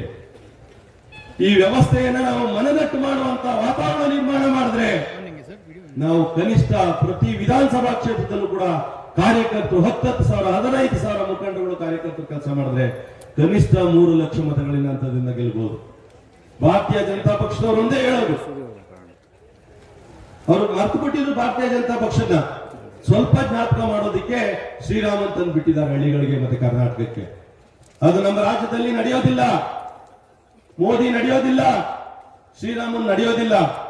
ನಮ್ಮ ರಾಜ್ಯದಲ್ಲಿ ನಡೆಯೋದು ಗ್ಯಾಸ್ ಬೆಲೆ ಹೇಗಿತ್ತು, ಗ್ಯಾಸ್ ಬೆಲೆ ಏನಾಗಿದೆ. ಮೋದಿ ಅಚ್ಚೇದಿ ನಡೆಯೋದಿಲ್ಲ. ಪೆಟ್ರೋಲ್ ಬೆಲೆ ಏನಿತ್ತು, ಏನಾಗಿದೆ. ಡೀಸೆಲ್ ಬೆಲೆ ಏನಿತ್ತು, ಏನಾಗಿದೆ. ಏನ್ರಿ ಕರೋನಾ ಬಂದಂತ ಸಂದರ್ಭದಲ್ಲಿ ಮೋದಿ ಅವರೇ ತಾವು ಹೇಳಿದ್ರಿ, ಏನ್ ಪ್ರಧಾನಿ ಕೊಡೋ ಸಂದೇಶ, ಗಂಟೆ ಬಾರಿಸಿ. ಏನ್ ನಮ್ ಜನ ಬೆಂಗಳೂರಲ್ಲಿ ನಾನು ಒಂದು ಅಪಾರ್ಟ್ಮೆಂಟ್ ಅಲ್ಲಿ ಇದ್ದೀನಿ, ಸುಮಾರು ಜನ ನೋಡಿ ತಟ್ಟೆ ಇಟ್ಕೊಂಡು ಬಾರಿಸ್ತಾವ್ರೆ, ತಟ್ಟೆ ಸ್ಪೂನ್ ಅಲ್ಲಿ. ಒಬ್ಬ ಪ್ರಧಾನಿ ಕೊಡೋ ಹೇಳಿಕೆನ ಇದು? ಯಾರು ಬಹುಶಃ ನಾನು ಅನ್ಕೊಂಡಿದ್ದೀನಿ, ಕರ್ನಾಟಕದಲ್ಲಿ ಯಾವುದೇ ಪಕ್ಷದ ರಾಜಕಾರಣಿ ಕರೋನಾ ಸಂದರ್ಭದಲ್ಲಿ ನನ್ನನ್ನು ಸೇರಿದ ಹಾಗೆ ಮನೆ ಬಿಟ್ಟು ಆಚೆ ಬರಲಿಲ್ಲ. ಮನೆ ಬಿಟ್ಟು ಆಚೆ ಬರಲಿಲ್ಲ. ಕುಮಾರಸ್ವಾಮಿ ಅವರೇ ಮನೆ ಬಿಟ್ಟು ಆಚೆ ಬರಲಿಲ್ಲ. ಯೋಗೀಶ್ ಅವರೇ ಮನೆ ಬಿಟ್ಟು ಆಚೆ ಬರಲಿಲ್ಲ. ಇದೇ ಡಾಕ್ಟರ್ ಮಂಜುನಾಥ್ ಹಾಸ್ಪಿಟ್ಲ್ ಬರಲಿಲ್ಲ. ಅವರೇ ಆಡಳಿತಾಧಿಕಾರಿಯಾಗಿರ್ತಕ್ಕಂಥ ಜಯದೇವ ಹಾಸ್ಪಿಟ್ಲ್ ಬರಲಿಲ್ಲ ಮನೆ ಬಿಟ್ಟು. ನಮ್ಮ ಸಂಸತ್ ಸದಸ್ಯರು ಏನ್ ಮಾಡಿದ್ರು, ಹಾಸ್ಪಿಟ್ಲ್ ಹೋಗಿ ಆರೋಗ್ಯ ವಿಚಾರಿಸಿದ್ರು. ನೀವು ಊಟ ಮಾಡ್ತಕ್ಕಂಥ ಆಹಾರ ಪದಾರ್ಥಗಳು ಹೇಗಿದೆ ನಿಮಗೆ ಅಂತ ವಿಚಾರಿಸಿದ್ರು. ಸಾವುಗಳಲ್ಲಿ ಭಾಗವಹಿಸಿದ್ರು. ನಾವು ಮರಿಬಾರ್ದು, ಪ್ರತಿ ಮನೆಗೆ ಮುಟ್ಟಿಸ್ಬೇಕು. ಅವ್ರಿಗೆ ಮತ ಕೊಡೋದಕ್ಕೆ ರೆಡಿ ಇದ್ದಾರೆ. ಯಾರಿಗೆ ಅವ್ರಿಗೆ ಮತ ಕೊಡೋದಿಲ್ಲ ಅಂದ್ರೆ ದೂಂತೂರು ನನಗಾಗದೆ ಇರ್ತಕ್ಕಂಥ 3 ಮನೆನೋ 6 ಮನೆನೋ ಕೊಡೋದಕ್ಕೆ ರೆಡಿ ಇಲ್ಲ. ನಾನು ಅವ್ರ ಜೊತೆ ರಾಜಿ ಆಗಬೇಕು, ನಾನು ಅವ್ರ ಜೊತೆ ವಿಶ್ವಾಸ ಗಳಿಸ್ಕೋಬೇಕು. ನೀವಿದೊಂದು ಬಾರಿ ಲೋಕಸಭಾ ಸದಸ್ಯರಿಗೆ ವೋಟ್ ಕೊಡಿ ಅಂತ ಕೇಳಬೇಕು. ನಾನೇ ಆಗಿ ದೂಂತೂರಿನಲ್ಲಿ ಕೇಳ್ತೀನೋ ಅದೇ ರೀತಿ ನಿಮ್ಮ ಹಳ್ಳಿಗಳಲ್ಲಿ ನಿಮ್ಮ ಕೋಪ ತಾಪ ಮರೆತು, ನಿಮ್ಮ ವಿಶ್ವಾಸ ಮರೆತು, ಏನೇ ಇರಲಿ ಹೆಚ್ಚಿನ ಗಳಿಕೆಯನ್ನು ಮಾಡ್ಕೋಬೇಕು. ನಿಮ್ಮ ಗ್ರಾಮಗಳಲ್ಲಿ ನೀವು ಹೋಗ್ಬೇಕು, ಬೆಂಗಳೂರಿಗೆ ನೀವು ಹೋಗ್ಬೇಕು, ಆರೋಳ್ಳಿ ಮರಳವಾಡಿ ಹೋಡಿಗೆ ನೀವು ಹೋಗ್ಬೇಕು, ಚನ್ನಪಟ್ಟಣ ರಾಮನಗರಕ್ಕೆ. ನಮ್ಮ ಜಿಲ್ಲೆಯಲ್ಲಿ ಅವರಿಗೆ ಈ ಸಾರಿ 2,25,000ರಿಂದ 30,000 ಮತ ಅಂತರ ಬರುತ್ತೆ. ಯಾರು ತಾವು ಯೋಚನೆ ಮಾಡಬೇಕಾಗಿಲ್ಲ, ಕೆಲಸ ಮಾಡ್ಬೇಕಷ್ಟೇ. ನಾವು ನೀವು ಬಂಧುಗಳೇ, ಕುಣಿಗಲ್ನಲ್ಲಿ 30,000 ಮತ ಅಂತರದಿಂದ ನಮ್ಮ ಮುಂದೆ ಇದೀವಿ ನಾವು. ಅದು ನನಗೆ ಗೊತ್ತೇ, ಜನರು ನಾಡಿ ಮಿಡಿತಾ ಇಡೋದ್ರಲ್ಲಿ ನಾನು ಅನುಭವ ಇದೆ ನನಗೆ. ನಾವ್ ಯಾರು ಯೋಚನೆ ಮಾಡಬೇಡಿ, ಸಾಕು ನಿಲ್ಸಿ ಅಂತ ವಿಜಯ್ ದೇವರು ಹೇಳ್ತಾ ಇದ್ದಾರೆ. ನನ್ಗೆ ಇನ್ನೂ ಆಸೆ ಆಗ್ತಾ ಇದೆ ಮಾತಾಡೋದಕ್ಕೆ ನಿಮ್ಮನ್ನೆಲ್ಲ ನೋಡಿ. ನನಗೆ ಇನ್ನೂ ತುಂಬಾ ಹೃದಯ ಇನ್ನು ಮಾತಾಡೋ ಅಂತ ಹೇಳ್ತಾ ಇದೆ. ಕಾರಣ ಇಷ್ಟೇ, ನಿಮ್ಮ ಪಕ್ಷಕ್ಕೆ ಬಂದು ಸೇರಾಗಿದೆ, ಅವ್ರ ಜೊತೆನಲ್ಲಿ ಕೆಲಸ ಮಾಡಬೇಕು ಅನ್ನೋದು ಬಿಟ್ರೆ ನನಗೇನು ಬೇರೆ ಉದ್ದೇಶ ಇಲ್ಲ. ಈ ತಾಲೂಕನ್ನ ಈ ರಾಜ್ಯದಲ್ಲಿ ಮೊದಲನೇ ಸ್ಥಾನಕ್ಕೆ ತರಬೇಕು, ಈ ಜಿಲ್ಲೆಯಿಂದ ರಾಜ್ಯದಲ್ಲಿ ಮೊದಲನೇ ಸ್ಥಾನಕ್ಕೆ ತರಬೇಕು. ಸಿಕ್ಕಿದ್ದಲ್ಲ ಕುಮಾರಸ್ವಾಮಿ ಅವರ ಅವಕಾಶ. 2 ಸಾರಿ ಮುಖ್ಯಮಂತ್ರಿಗಳಾಗಿದ್ರಿ ನೀವು. ಒಬ್ಬ ಕಾರ್ಯಕರ್ತರನ್ನ ಈ ತಾಲೂಕಿನಲ್ಲಿ, ಈ ಜಿಲ್ಲೆನಲ್ಲಿ ಒಂದು ರಾಜ್ಯ ಮಟ್ಟದನ್ನ ನೇಮಕ ಮಾಡಕ್ಕಾಗಲಿಲ್ಲ ನಿಮ್ಮ ಕೈಲಿ. ಈ ತಾಲೂಕಿನಲ್ಲಿ ಹೋಬಳಿಯ ಮಟ್ಟದಿಂದ, ತಾಲೂಕು ಮಟ್ಟದಿಂದ, ಜಿಲ್ಲಾ ಮಟ್ಟದಿಂದ ರಾಜ್ಯ ಮಟ್ಟದವರೆಗೆ 300 ಸ್ಥಾನಗಳನ್ನ ಶಿವಕುಮಾರ್ ಅವರು, ಸುರೇಶ್ ಅವರು ಸ್ಥಾನಮಾನಗಳನ್ನು ಕೊಟ್ಟಿದ್ದಾರೆ. ಇನ್ನು ಮುಂದೆನೂ ಕೊಡ್ತಾರೆ ಅನ್ನೋ ನಂಬಿಕೆ ನನಗಿದೆ ಅವರ ಬಗ್ಗೆ. ತಾವೆಲ್ಲ ಯೋಚನೆ ಮಾಡಬೇಕು ದಯವಿಟ್ಟು ಬಂಧುಗಳೇ. ನಿರಂತರವಾಗಿ ಕೆಲಸ ಮಾಡಿ. ಯಾವುದೇ ಬೂತ್ನಲ್ಲೂ ಕಳೆದ ವಿಧಾನಸಭಾ ಚುನಾವಣೆಯಲ್ಲಿ ಯಾವುದೇ ಬೂತ್ನಲ್ಲೂ ಕೂಡ 1 ಮತ ಲೀಡ್ ಬರಲಿಲ್ಲ. ಅದು ಜನತಾದಳಕ್ಕಾಗ್ಲಿ ಅಥವಾ ಭಾರತೀಯ ಜನತಾ ಪಕ್ಷಕ್ಕಾಗ್ಲಿ ಅದೇ ರೀತಿಯ ಮತ, ಅದಕ್ಕಿಂತಲೂ ಕೂಡ 2ರಿಂದ 3% ಮತವನ್ನ ಕೊಡುವ ಶಕ್ತಿ ನಿಮ್ಮಗಳಿಗಿದೆ ನಿಮ್ಮ ಗ್ರಾಮಗಳಲ್ಲಿ. ಆ ದೃಷ್ಟಿನಲ್ಲಿ ನಾನು ಕೂಡ ನಿಮ್ಮಲ್ಲಿ ಇನ್ನು 5 ವರ್ಷ ಇರ್ತದೋ ನನ್ನ ಭೂಮಿಗೆ ಹೋಗುವಂತ ನನ್ನ ಪ್ರಾಣ, 10 ವರ್ಷ ಇರ್ತದೋ ನಾನು ಕೂಡ ನಿಮ್ಮಲ್ಲಿ ಸಹೋದರನಾಗಿ ನಿಮ್ಮ ಪಕ್ಷದಲ್ಲಿ ಇರ್ತೀನಿ ಅಂತ ಹೇಳಿ, ಈ ವರ್ಷ ಮಳೆಗಾಲ ಆಗಲಿ ಆದಷ್ಟು ಬೇಗ. ಕಳೆದ ವರ್ಷ ಮಳೆಗಾಲ ಆಗಿಲ್ಲ, ಬಹಳ ತೊಂದರೆ ಆಗ್ತಾ ಇದೆ, ಕುಡಿಯೋ ನೀರಿಗೆ, ವ್ಯವಸಾಯಕ್ಕೆ ತೊಂದರೆ ಆಗ್ತಾ ಇದೆ ಅಂತ ಹೇಳಿ ಆ ದೇವರಲ್ಲಿ ಪ್ರಾರ್ಥನೆ ಮಾಡಿ ನನ್ನ ಮಾತು ಮುಗಿಸ್ತೀನಿ ಬಂಧುಗಳೇ. ಕೊಟ್ಟು ನಿಮ್ಗೆಲ್ಲ ತಣ್ಣಗ ಸ್ವಲ್ಪ ಇರ್ಲಿ, ಗಾಳಿ ಬೀಸ್ಕೊಳ್ಳಿ ಅಂತಕ್ಕಂಥ ಒಂದು ಇದರಲ್ಲಿ ಸ್ವಲ್ಪ ಗಾಳಿನೂ ಸಣ್ಣದಾಗಿ ನಾವು ಸ್ವಲ್ಪ ಬೀಸ್ತಾ ಇದೆ. ಚುನಾವಣೆ ಸಂದರ್ಭ ನಾನು ಕೇಳಿದೆ, ಈಗ ಫೋನ್ ಮಾಡಿದ್ರು ನಮ್ಮ ಇವರು ಇಲ್ಲೆಷ್ಟು ಜನ ಅವರು ಸುತ್ತ ಈ ಮರಗಳ ಕೆಳಗಡೆ, ಅಲ್ಲಿ ಮನೆ ಮುಂದೆ, ಇಲ್ಲಿ ಅಕ್ಕಪಕ್ಕ ಎಲ್ಲ ಇದೆ 4 ಜನ ಇಲ್ಲಿ ಎಲ್ಲ ಕಡೆನೂ ಇದಕ್ಕಿಂತ ಹೆಚ್ಚಿನ ಜನ ನೆರಳಿಕೊಂಡು 4 ಜನ ಬರೀ ಒಂದೇ ಒಂದು ಕರೆಗೆ, ಯಾರಿಗೂ ಏನು ವೆಹಿಕಲ್ ಮಾಡಿಲ್ಲ, ಯಾರಿಗೂ ಏನಿಲ್ಲ. ಇವತ್ತು ಕಾರ್ಯಕರ್ತರ ಒಂದು ಸಭೆ ಮಾಡಬೇಕು ಅಂತಕ್ಕಂಥ ಉದ್ದೇಶದಿಂದ ಡಿ.ಕೆ. ಸುರೇಶ್ ಅವರು ಕೊಟ್ಟಂತ ಒಂದು ಕರೆ ಮೇರೆಗೆ ತಾವೆಲ್ಲ ಆಗಮಿಸಿದ್ದೀರಿ. ತಾವೆಲ್ಲ ಆಗಮಿಸಿರ್ತಕ್ಕಂಥ ತಾವೆಲ್ಲ ಕಾಂಗ್ರೆಸ್ ಪಕ್ಷದ ಆಧಾರ ಸ್ತಂಭಗಳ, ಈ ಕಾಂಗ್ರೆಸ್ ಪಕ್ಷದ ಶಕ್ತಿ ಕೇಂದ್ರಗಳಾಗಿರ್ತಕ್ಕಂಥ ನಿಮ್ಮೆಲ್ಲರ ಪಾದಾರವಿಂದಗಳಿಗೆ ನಮಸ್ಕರಿಸಿ, ನಾನು ಯಾರೇ ಮಾತಾಡಿದ್ದಾರೆ ಬಹಳ ಮಹತ್ವಪೂರ್ಣವಾಗಿರ್ತಕ್ಕಂಥ ಚುನಾವಣೆ ಅಂತ ಹೇಳಿ. 3 ಬಾರಿ ನಮ್ಮ ಲೋಕಸಭಾ ಸದಸ್ಯರು ಆಯ್ಕೆ ಆಗಿದ್ದಾರೆ. 3 ಬಾರಿಲೂ ಒಂದು ಉಪಚುನಾವಣೆ ಅದು.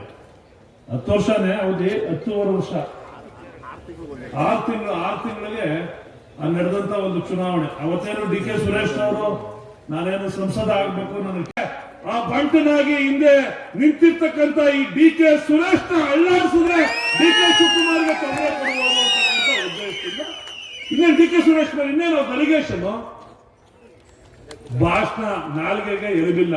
ನಾನು ಏನ್ ಬೇಕಾದ್ರೂ ಮಾತಾಡಬಹುದು. ನೀವೆಲ್ಲ ಕಾಂಗ್ರೆಸ್ ಕಾರ್ಯಕರ್ತರು ಚಪ್ಪಾಳೆ ಶಿಳ್ಳೆ ಜೋರಾಗಿ ಹೊಡಿತೀವಿ. JDS ಬಿಜೆಪಿ ಕಾರ್ಯಕರ್ತರನ್ನ ನಿಲ್ಲಿಸ್ಕೊಂಡ್ಬಿಟ್ಟು ಲೂಟಿ ಹೊಡೆದಾರೋ ಅಂತಾರೆ. ಮಾಡ್ರಂತೆ, ಕನಕಪುರ ಮಾಡ್ರ ದೌರ್ಜನ್ಯ ಅಂತೆ, ರಾವಣರಂತೆ. ಯಾರಪ್ಪ ರಾವಣ? ಎಷ್ಟು ಮರ್ಡರ್ ಮಾಡಿದಾರೋ, ಎಷ್ಟು ಕೇಸ್ ಹಾಕ್ಸಿದಾರೋ, ಎಷ್ಟು ಜಮೀನು ಹೊಡೆದಿದ್ದಾರೋ ಕನಕಪುರದಲ್ಲಿ, ಎಷ್ಟು ಜನಕ್ಕೆ ಲೂಟಿ ಹೊಡೆದವರು ಹೇಳ್ಬೇಕಲ್ಲ. ಇದೇನಾಗ್ಬಿಟ್ಟದೆ, ಕನಕಪುರದಿಂದ ಆಚೆ ಇದು ಹೇಳಿದ್ರೆ ನಿಜವಾಗ್ಲೂ ಕನಕಪುರಕ್ಕೆ ಸ್ವತಂತ್ರ ಅಂತೆ. ಅಶೋಕೆ ಬಂದಿದ್ರು ಕನಕಪುರಕ್ಕೆ ಸ್ವತಂತ್ರ ತರಿಸ್ಕೊಡಕ್ಕೆ. ಕುಮಾರಸ್ವಾಮಿನ ಬಂದಿದ್ರು ಕನಕಪುರದಲ್ಲಿ ನಿಂತ್ಕೊಂಡು ಎಲೆಕ್ಷನ್ ನಿಂತ್ಕೊಂಡು 14,000 ಓಟಲ್ಲಿ ಸೋತು ಹೋದ್ರು. ಅವ್ರ ತಂದೆ ಬಂದಿದ್ರು, ಅವಾಗ ಕನಕಪುರದಲ್ಲಿ ಓಡಾಡಕ್ ಸ್ವತಂತ್ರ ಇರಲಿಲ್ಲ. ಹೇಳ್ಬೇಕು ಸುಳ್ಳಿನ ಸರಮಾಲೆಗಳು ಪೋಣಿಸ್ತಾ ಹೋಗುವ. ಇವತ್ತು ಚುನಾವಣೆ ನಡೀತಾ ಇಲ್ಲ, ನಡೀಲಿ. ಚುನಾವಣೆ ನಡೀತಾ ಇರ್ತಕ್ಕಂಥ ದಾರಿ ಇವತ್ತು ಇಡೀ ರಾಜ್ಯದ ಜನ ನೋಡ್ತಾ ಇದ್ದಾರೆ ಮಾಧ್ಯಮಗಳಲ್ಲಿ. ಇವತ್ತು ಹೈ ವೋಲ್ಟೇಜ್ ಚುನಾವಣೆ ಇದು. ಬೆಂಗಳೂರು ಗ್ರಾಮಾಂತರ ಹೈ ವೋಲ್ಟೇಜ್. ನನ್ನ ಪ್ರಕಾರ ಚುನಾವಣೆ ನಡೀತಾ ಇರ್ತಕ್ಕಂಥದ್ದು ಸತ್ಯಕ್ಕೂ ಸುಳ್ಳಿನ ಮಧ್ಯೆ. ಡಿ.ಕೆ. ಸುರೇಶ್ ಸತ್ಯ, ಇನ್ನೆಲ್ಲರೂ ಏನು ಡಿ.ಕೆ. ಸುರೇಶ್ ಮೇಲೆ ಎಷ್ಟು ಜನ ಒಂದಾಗಿದ್ದಾರ್ರಿ? ಎಷ್ಟು ಜನ ನೋಡಿದ್ರಲ್ಲ ನೀವೇನೆ. ಏನು ಒಬ್ರು ಇಬ್ರು ಒಂದಾಗಿರೋರು? ಅಮಿತ್ ಶಾ ಇಂದ ಹಿಡಿದು ಬಿಜೆಪಿಯ ಘಟಾನುಘಟಿಗಳಿಂದ ಹಿಡಿದು ಕುಮಾರಸ್ವಾಮಿ ಅವರ ಆದಿಯಾಗಿ ಇದೇ ಡಿ.ಕೆ. ಸುರೇಶ್ ಅವರು ಚುನಾವಣೆಗೆ ನಿಂತ್ಕೊಳ್ಳೋದಿಲ್ಲ. ನಾನು ಬೇಡ JDS ಗೆ ಸೀಟ್ ಬಿಟ್ಕೊಟ್ಬಿಟ್ರೆ ನನಗೆ ದಮ್ಮ ಅಂತೀನಿ, ನನಗೆ ಭಯ ಆಯ್ತಾ ಇದೆ, ನನ್ನೊಂದು MLC ಮಾಡ್ಬಿಟ್ರೆ ಸಾಕು ಅಂತೇಳಿ ಹೋಟೆಲ್ ಎಂಬೆಸಿಲಿ ಕುಮಾರಸ್ವಾಮಿ ಮುಖ್ಯಮಂತ್ರಿ ಆದಂತ ಪ್ರಾರಂಭದ ದಿನಗಳಲ್ಲಿ RR ನಗರದಲ್ಲಿ ಚುನಾವಣಾ ಭ್ರಷ್ಟಾಚಾರ ಮಾಡಿ ವೋಟರ್ ID ಪ್ರಿಂಟ್ ಮಾಡಿ ಜೈಲಿಗೆ ಹೋಗ್ಬೇಕು, ಇವನ್ನ ಜೈಲಿಗೆ ಕಳಿಸ್ಬೇಕು ಅಂತ ಹೇಳಿ ಬಿಜೆಪಿಯ ದೆಹಲಿಯ ನಾಯಕರುಗಳ ಆದಿಯಾಗಿ ಕೋರ್ಟ್ ಕೇಸ್ ಹಾಕಿ ಕಂಪ್ಲೇಂಟ್ ಕೊಟ್ಟು ಜೈಲಿಗೆ ಹೋಗ್ಬೇಕಾಗಿದ್ದಂತ ಮುನಿರತ್ನಮ್ಮ ಅವತ್ತು ಬೇಡ ನಾನು ಜೈಲ್ಗೆ ಹೊಟ್ಟೋಗ್ತೀನಿ ಬೇಡ ಅಂತಂದಂತವ್ರಿಗೆ ಬಿಟ್ಕೊಡಕ್ ಆಗೋದಿಲ್ಲ ಕಣೆ, ಅದೇನಾದ್ರಾಗ್ಲಿ ಈ ಸೀಟ್ನ ಕಾಂಗ್ರೆಸ್ ಪಕ್ಷಕ್ಕೆ ಆಗ್ಬೇಕು, ನೀನು ನಿಂತ್ಕೊಳ್ಳ, ನಾನು ಇದ್ದೀನಿ, ನನ್ನ ಗೆಲ್ಸಕ್ಕಂತ ಜವಾಬ್ದಾರಿ ನಂದು ಅಂತ ಹೇಳಿ ಅವತ್ತು ಬೇಡ ಅಂತ ಫಲಾನ ಮಾಡ್ತಿದ್ದವ್ರಿಗೆ ಒಂದು ಸ್ಥಾನಮಾನ ಕೊಟ್ಟು ಅವತ್ತು ಚುನಾವಣೆ ನಿಲ್ಲಿಸಿ ನಿಮ್ಮನ್ನೆಲ್ಲ ಬಹಳಷ್ಟು ಜನ ಬಂದಿದ್ದೀರಿ RR ನಗರಕ್ಕೆ. 400-500 ಜನ ನೀವೆಲ್ಲ ಬಂದಿದ್ದೀರಿ. ಓಟ್ಗಳ ಕಾರ್ಯಕರ್ತ ಇರಲಿಲ್ಲ. ಇದೇ ಡಿ.ಕೆ. ಸುರೇಶ್ ನಿಂತ್ಕೊಂಡು ಅವತ್ತು ಇದೇ ಕುಮಾರಸ್ವಾಮಿ ಅವರ ವಿರುದ್ಧವಾಗಿ ನಿಂತ್ಕೊಂಡು ಅವ್ರನ್ನ ಕ್ಯಾಂಡಿಡೇಟ್ ವಿರುದ್ಧ ಗೆಲ್ಸಂತ ಪುಣ್ಯಾತ್ಮ 420 ಇರ್ತಾರ ಅವರು. ಇವರು ತಿನ್ನಕ್ಕೆ ಉಣ್ಣಕ್ಕೆ ಪಾಪ ಇವ್ರು ಹೊಡೆದಂಗೆ ಲೂಟಿ ಹೊಡೆದಂಗೆ ಸಿದ್ದರಾಮಯ್ಯ ಸರ್ಕಾರ ಇದ್ದಾಗ ಲೂಟಿ ಹೊಡೆದು ರೂಢಿ ಆಗ್ಬಿಟ್ಟು ಸರ್ಕಾರ ಬಿಟ್ಟು ಪಕ್ಷದಿಂದ ಗೆದ್ದು ಪಕ್ಷಕ್ಕೆ ದ್ರೋಹ ಮಾಡಿ ಬಿಜೆಪಿಗೆ ಹೋಗಿ ಮಂತ್ರಿ ಆದಂತವ್ರು ಇವತ್ತು ಅವ್ರಿಗೆ ಕಡಿವಾಣ ಬಾಯಿಗೆ ಕುಕ್ಕಿ ಹಾಕಿರ್ತಕ್ಕಂಥದ್ರ ಪರಿಣಾಮ ಬಾಯಿಗೆ ಏನ್ ಬೇಕಾದ್ರೂ ಮಾತನಾಡಿದ್ರಿ ಅಂತ ಹೇಳಿ ವಿಶ್ವನಾಥ್ ಹೇಳ್ದಂಗೆ ಕನಕಪುರದಲ್ಲಿ ಬಿಜೆಪಿ ಒಂದು ಒಟ್ಟು ಲೀಡ್ ಕಾಂಗ್ರೆಸ್ಗೆ ತಗೊಳಕ್ ಆಯ್ತದ? ಸಾಧ್ಯನಾ ಹೇಳ್ರಿ ನೀವು? ಸಾಧ್ಯ ಇಲ್ಲ ತಾನೆ. ನೀವು ನಾನೇ ಮೊನ್ನೆ ಭಾಷಣ ನೋಡ್ತಾ ಇದ್ದೆ, ಎಲ್ಲಪ್ಪ ಸ್ವಲ್ಪ ಸೀರಿಯಸ್ ಆಗಿ ನಾನು ಪುಣ್ಯಾತ್ಮನ ಭಾಷಣ ತಗೋಬೇಕೇನೋ ಅಂತ ಮಾತಾಡ್ತಾ ಹೇಳ್ತಾರೆ. ಕನಕಪುರಕ್ಕೆ ಬಂದು ನಾವು RR ನಗರದಲ್ಲಿ 1 ಲಕ್ಷ ಲೀಡ್ ಕೊಟ್ಟೇ ತೀರ್ತೀವಿ ಅಂದಿಟ್ಟಿಗೆ ಜನ ಪಾಪ ಇದ್ದವರೆಲ್ಲ ಚಪ್ಪಾಳೆ ಶಿಳ್ಳೆ. ಅದಾದ್ಮೇಲೆ ಮಾತನಾಡಿಸ್ಬಿಟ್ಟು ಮುಂದೆ ಅಂತಾರೆ, ಆದ್ರೆ ನಂದೊಂದು ಕಂಡೀಷನ್, ಕನಕಪುರದಲ್ಲಿ ನೀವು ಕಾಂಗ್ರೆಸ್ಗಿನ್ನ ಒಂದು ಓಟು ಜಾಸ್ತಿ ತಗೋಬೇಕು, ಅವಾಗ ನಾನು 1 ಲಕ್ಷ ಲೀಡ್ ಕೊಡ್ತೀನಿ. ಆಗೋ ಮಾತಲ್ಲ ಈ ಸುಳ್ಳು, ಬರೀ ಇವೇನೆ. ಇವತ್ತು ನಾನು ಹೇಳ್ತಾರ ಸುಳ್ಳಿಗೂ ಸತ್ಯಕ್ಕೂ ಮಧ್ಯ ಚುನಾವಣೆ ನಡೀತಾ ಇರ್ತಕ್ಕಂಥದ್ದು. ಹೇಳ್ತಾರೆ ಧರ್ಮ ಏನ್ರಿ, ಬಾಯಿ ನಾಲ್ಗೆ ಇದೆ ಅಂತ ಏನ್ ಬೇಕಾದ್ರೂ ಮಾತಾಡೋದಿಲ್ಲ. ಪ್ರಾಣದ ಅಂಗನ್ನ ತೊರೆದು ಕರೋನಾ ಸಂದರ್ಭದಲ್ಲಿ 2 ಸಾರಿ ಕರೋನಾ ಬರ್ಸ್ಕೊಂಡು ನಮ್ನೆಲ್ಲ ಕಾರ್ಯಕರ್ತರುಗಳನ್ನೆಲ್ಲ ಉರ್ಪು ಮಾಡಿಕೊಂಡು ಇಲ್ಲ ಕರೋನಾ ಬಂದಿರತಕ್ಕಂಥವ್ರ ಸೇವೆ ಮಾಡಿ ಅಂತ ಹೇಳಿ ಇಡೀ ಕ್ಷೇತ್ರಾದ್ಯಂತ ಸಂಚಾರ ಮಾಡಿ ಆ ಕರೋನಾ ಪೀಡಿತರಿಗೆ ಅವ್ರ ಸಂಬಂಧಿಕರಿಗೆ ಅವ್ರಿಗೆ ಔಷಧಿಯಿಂದ ಉಪಚಾರದಿಂದ ಹಿಡಿದು ಆ ಊಟದ ವ್ಯವಸ್ಥೆ ಸರಿ ಇಲ್ಲದಂತ ಸಂದರ್ಭದಲ್ಲಿ ಅವ್ರ ಊಟ ತಾನೇ ಸ್ವಂತ ಊಟ ತಯಾರು ಮಾಡಿಸಿ ಇಡೀ ಆಸ್ಪತ್ರೆ ಕೋವಿಡ್ ಕೇಂದ್ರಗಳಿಗೆ ಮೊರಾರ್ಜಿ ಕೇಂದ್ರಗಳಿಗೆ ಇವರು ಹಂಚೋದ್ರ ಜೊತೆಗೆ ನಮ್ಮ ಕಾರ್ಯಕರ್ತರನ್ನು ಹುರಿದುಂಬಿಸಿ ಪಂಚಾಯತಿಗಳಲ್ಲಿ ಎಲ್ಲ ಕಡೆನೂ ಕರೋನಾನ ಆ ಸಂದರ್ಭದಲ್ಲಿ ನೆರವಿಗೆ ಬಂದಂತ DK ಸುರೇಶ್ ಅವರು ಅವತ್ತು ಸತ್ತಂತ ಸಂದರ್ಭದಲ್ಲಿ ಕರೋನಾ ರೋಗಿಗಳು ಅವತ್ತು ದಫನ್ ಮಾಡ್ಲಿಕ್ಕೆ ಜನ ಎದುರುತ್ತಿದ್ದಂತ ಸಂದರ್ಭದಲ್ಲಿ ಒಂದು ಸಂದೇಶ ಕೊಡಬೇಕು. ನಾವು ಕುಟುಂಬಸ್ಥರನ್ನ ಇಂಥ ಸಂಕಷ್ಟದಲ್ಲಿ ಬಿಡಬಾರ್ದು, ಮೃತದೇಹಗಳಿಗೆ ಅಂತಿಮ ಸಂಸ್ಕಾರ ಗೌರವಯುತವಾಗಿ ಆಗ್ಬೇಕು, ನಮ್ಮನ್ನು ನೋಡಿ ಜನ ಬೇರೆಯವ್ರು ಕಲಿಬೇಕು ಅಂತ ಹೇಳಿ ಇದೇ ದೇಗುಲ ಮಠದ ಸ್ಮಶಾನಕ್ಕೆ ಬಂದು PP ಕಿಟ್ ಹಾಕೊಂಡು ಅವರು ಇವತ್ತು ಅಂತ್ಯಕ್ರಿಯೆ ಮಾಡಿದ್ರೆ ಇದೇ 420 ಶಾಸಕ ಹೇಳ್ತಾನೆ, RR ನಗರದ ಶಾಸಕನೇ ಅದು ಸುಳ್ಳು. PP ಕಿಟ್ ಬಿಚ್ಚಬೇಕಾಗಿತ್ತು. ಅವ್ರ ನೋಡಿದ್ರ ನೀವು ನಜರಾದನ ಅಂತ ಮಾತಾಡ್ತಾರಲ್ರಿ, ಸುಳ್ಳ ಅಂದಕ್ಕೆ ಚಪ್ಪಾಳೆ ಸುಳ್ಳು, ಬರೀ ಇದೆ ಸುಳ್ಳು. ಈ ಚುನಾವಣೆ ನಡೀತಾ ಇರೋದು ಇನ್ನೇನು ಇಲ್ಲ, ಸತ್ಯಕ್ಕೂ ಸುಳ್ಳಿಗೂ ಮಧ್ಯ ಚುನಾವಣೆ. ಇಡೀ ದೇಶದಲ್ಲೇ ಅತ್ಯುತ್ತಮವಾದಂತ ಸಂಸದ, ಜನರ ಸಮಸ್ಯೆಗೆ ತನಗೆ ಮತವನ್ನು ಹಾಕಿರ್ತಕ್ಕಂಥ ಮತದಾರನ ಋಣವನ್ನ ಪ್ರಾಮಾಣಿಕವಾಗಿ ತೀರಿಸಬೇಕು ಅಂತ ಹೇಳಿ ಹಗಲು ರಾತ್ರಿ ದಿನದ 24 ಗಂಟೆ ವರ್ಷದ 365 ದಿನ ಜನರ ಚಿಂತನೆಗಾಗಿ ಜನರಿಗೆ ಏನ್ ಮಾಡಬೇಕು ಆರೋಗ್ಯ ಕ್ಷೇತ್ರದಲ್ಲಿ, ಶಿಕ್ಷಣ ಕ್ಷೇತ್ರದಲ್ಲಿ, ಇವತ್ತು ಹೇಳ್ತಾ ಇದ್ರು ಶಿಕ್ಷಣ ಕ್ಷೇತ್ರದಲ್ಲಿ, ಇವತ್ತು ಈ ಕ್ಷೇತ್ರದಲ್ಲಿ ಮುಂದಿನ ದಿನಗಳಲ್ಲಿ ಯಾವುದೇ ಪ್ರೈವೇಟ್ ಕಾನ್ವೆಂಟ್ ಶಾಲೆಗಳಿಗೆ ಕಡಿಮೆ ಇಲ್ಲದ ರೀತಿಯಲ್ಲಿ 8 ರಿಂದ 10 ಕೋಟಿ ಒಂದೊಂದು ಶಾಲೆ, ಪಂಚಾಯಿತಿಗಳ ಮಟ್ಟದಲ್ಲಿ 2 ಪಂಚಾಯಿತಿಗೆ ಒಂದು 3 ಪಂಚಾಯಿತಿಗೆ ಒಂದು ಶಾಲೆ ನಿರ್ಮಾಣತಕ್ಕಂಥ ಒಂದು CSR ಫಂಡ್ ಇಂದ ಈಗಾಗಲೇ 5-6 ಕಡೆ ನಮ್ಮ ತಾಲೂಕಲ್ಲಿ ಪ್ರಾರಂಭ ಆಗಿದೆ. ಜಿಲ್ಲೆಯಲ್ಲಿ ಚನ್ನಪಟ್ಟಣ, ರಾಮನಗರ, ಮಾಗಡಿ ಈ ಭಾಗಗಳೆಲ್ಲ ಈಗ ಶಾಲೆಗಳನ್ನ ಬಡವರ ಮಕ್ಕಳು, ಯಾರ ಮಕ್ಕಳಿಗೆ ಅನುಕೂಲ ಆಯ್ತದೆ, ಯಾರ ಮಕ್ಕಳಿಗೆ ಅದು ಪ್ರಯತ್ನ ಪಡೆಯೋರು ಯಾರು? ನಮ್ಮ ಮಕ್ಕಳು, ನಿಮ್ಮ ಮಕ್ಕಳು, ಮೊಮ್ಮಕ್ಕಳು. ಅವ್ರಿಗೆ ಉತ್ತಮವಾದಂತ ಶಿಕ್ಷಣ ಸಿಕ್ಬೇಕು. ಬೆಂಗಳೂರಿನ ಮಕ್ಕಳ ಮಟ್ಟಕ್ಕೆ ಇವತ್ತು ಅವರ ಪೈಪೋಟಿ ಇರ್ತಕ್ಕಂಥದ್ದು, ಯಾವುದೇ ಕೆಲಸಗಳು ಸಿಗ್ಬೇಕಾದಂತ ಸಂದರ್ಭದಲ್ಲಿ ಗುಣಮಟ್ಟದ ಶಿಕ್ಷಣ ಇಲ್ಲ ಅಂದ್ರೆ ನಾವು ಹಳ್ಳಿಗಾಡಿನ ಮಕ್ಕಳು ತೊಂದರೆ ಆಗ್ತಾರೆ ಅಂತ ಹೇಳಿ ಇವತ್ತು ಶಾಲಾ ಕಾಲೇಜುಗಳನ್ನು ನಿರ್ಮಾಣ ಮಾಡ್ಲಿಕ್ಕೆ ಕೊಟ್ಟಿದ್ದಾರೆ. ಇಂಥದ್ದು ಕಾನ್ಸೆಪ್ಟ್ ಇಲ್ಲ ಅವ್ರ ಹತ್ರ. ಇವತ್ತೊಂದು ವರ್ಷ ಆಯ್ತು ಮಳೆ ಬಂದು, ತೀವ್ರವಾದಂತ ಬರಗಾಲ ಕುತ್ಕೊಳ್ಳಕ್ ಆಯ್ತಾ ಇಲ್ಲ. ಕನಕಪುರದ ಇತಿಹಾಸದಲ್ಲಿ 39 ಡಿಗ್ರಿ, ನನ್ನ ತಿಳುವಳಿಕೆ ಪ್ರಕಾರ ಇವತ್ತೇ, ಯಾವತ್ತೂ 39 ಡಿಗ್ರಿಗೆ ರೀಚ್ ಆಗಿರಲಿಲ್ಲ. ಇವತ್ತು 39 ಡಿಗ್ರಿ ಇರ್ತಕ್ಕಂಥದ್ದು, ನೀರಿನ ಪಸೆ ಇಲ್ಲ. ಆದ್ರೆ ಕನಕಪುರ ತಾಲೂಕಲ್ಲಿ ಎಲ್ಲರೂ ಬೋರ್ ಹಾಕಿ ನೀರು ಬಿಡ್ತಾ ಇದಾವ ಇಲ್ವೋ? 100 ಬೋರ್ ಹಾಕಿದ್ರೆ 1 ಬೋರ್ 2 ಬೋರ್ ಯಾವ್ದಾದ್ರು ಆಕಸ್ಮಿಕವಾಗಿ ಫೈಲ್ ಆಯ್ತಾ ಇರ್ಬೋದು. 98 ಬೋರ್ಗಳು ಸಕ್ಸಸ್ ಆಯ್ತಾ ಇದ್ದಾವೆ, ಯಶಸ್ವಿ ಆಯ್ತಾ ಇದ್ದಾವೆ. ಜನರ ನೀರಿನ ದಾಹವನ್ನ ತಡಿಸ್ತಾ ನಿರ್ಮಾಣ, ನೀವೆಲ್ಲ ನರೇಗಾದಲ್ಲಿ ಚೆಕ್ ಡ್ಯಾಮ್ ಗಳನ್ನ ನಿರ್ಮಾಣ ಮಾಡಿದ್ರು, ಕೆರೆಗಳಿಗೆ ಹೊರಗಡೆಯಿಂದ ನೀರು ತಂದು ಕೆರೆ ತುಂಬಿಸ್ತಕ್ಕಂಥ ಕಾರ್ಯಕ್ರಮಗಳನ್ನ ಮಾಡಿದಂತ ಹಿನ್ನೆಲೆಯಲ್ಲಿ ಇದು ತೀವ್ರವಾದಂತ ಮಳೆಯ ಅಭಾವ ಬರಗಾಲದಲ್ಲೂ ಕೂಡ ಕನಕಪುರ ತಾಲೂಕಿನ ಜನ ಕುಡಿಯೋ ನೀರಿಗೆ ತೊಂದರೆ ಇಲ್ಲದಂತೆ ಜೀವನವನ್ನ ಏನಾದ್ರು ಮಾಡ್ತಾ ಇದ್ರೆ ಅದಕ್ಕೆ ಮೂಲ ಪುರುಷ ಕಾರಣಕರ್ತರು ನಮ್ಮ DK ಸುರೇಶ್ ಅವರು. DK ಸುರೇಶ್ ಅವ್ರ ಬಳಿ 1-2 ಅಲ್ಲ, ಅಭಿವೃದ್ಧಿಯ ಪರವಾದಂತ ಅಭಿವೃದ್ಧಿಯ ಕೆಲಸ ಕಾರ್ಯಗಳ ಬಗ್ಗೆ ಅತ್ಯಂತ ಕಾಳಜಿಯುಕ್ತವಾದಂತ ತನಗೆ ಹೇಳ್ತಾರೆ. ನನಗೆ ಸಿದ್ದರಾಮಯ್ಯ ಜೊತೆ ನಾನು ಹೋಗಿದ್ದೆ 7-8 ಬಾರಿ. DK ಸುರೇಶ್ ಏನೋ ಸುರೇಶ್ ಆಯ್ತು, ನೀನು MP ಕಣನೇನು ಹೇಳುದು, ಸಿದ್ದರಾಮಯ್ಯ ಹೇಳುದು, ನೀನ್ ಏನೋ ಮೇಲೆ ನನ್ನ ಎಲ್ಲೂ ಓಡಾಡಕ್ಕೆ ಬಿಡಲ್ಲ ನೀನು. ಯಾವಾಗಾದ್ರೂ ನೋಡಿ ಇಷ್ಟು ಅಡ್ರೆಸ್ ಬಂದಿರ್ತೀಯಲ್ಲ, ಬರೀ ಡೆವಲಪ್ಮೆಂಟ್ ಅದು ಏನು 1 ಕೋಟಿ 2 ಕೋಟಿ ಅಲ್ಲ, 50 ಕೋಟಿ 100 ಕೋಟಿ ಬರೀ ಕೆರೆ ತುಂಬಿಸೋದು ಅಲ್ಲ. ಕುಣಗಲ್ಗೆ 1,000 ಕೋಟಿ ರೂಪಾಯಿ ವೆಚ್ಚದಲ್ಲಿ ಬೇಕು ನಾಲೆ ಮಾಡ್ಬೇಕು ಅಂತ್ಯ. ಇದೆಲ್ಲ ಮಾಗಡಿಗೆ ಹೇಮಾವತಿ ನೀರು ತರಬೇಕು ಅಂತ ನಾಲೆಗೆ ಅದಕ್ಕೊಂದು 500 ಕೋಟಿ ಕೊಡಿ ಅಂತ್ಯ. ಇಲ್ಲ ಯಾವುದೋ ಆನೇಕಲ್ ತಾಲೂಕಿಗೆ ಶುದ್ಧ ಒಂದು ಕೊಳಚೆ ನೀರನ್ನ ಸಂಸ್ಕರಿಸಿ ಇಡೀ ಆನೇಕಲ್ ತಾಲೂಕಿನ ಕೆರೆಗಳನ್ನ ತುಂಬಿಸಿ ಅದ್ರ ಆದ್ಮೇಲೆ ಹಾರೋಳಿ ತಾಲೂಕಿಗೆ, ಕನಕಪುರ ತಾಲೂಕಿಗೆ ನೀರು ತರಬೇಕು ಅಂತ ಬತ್ತೀಯ.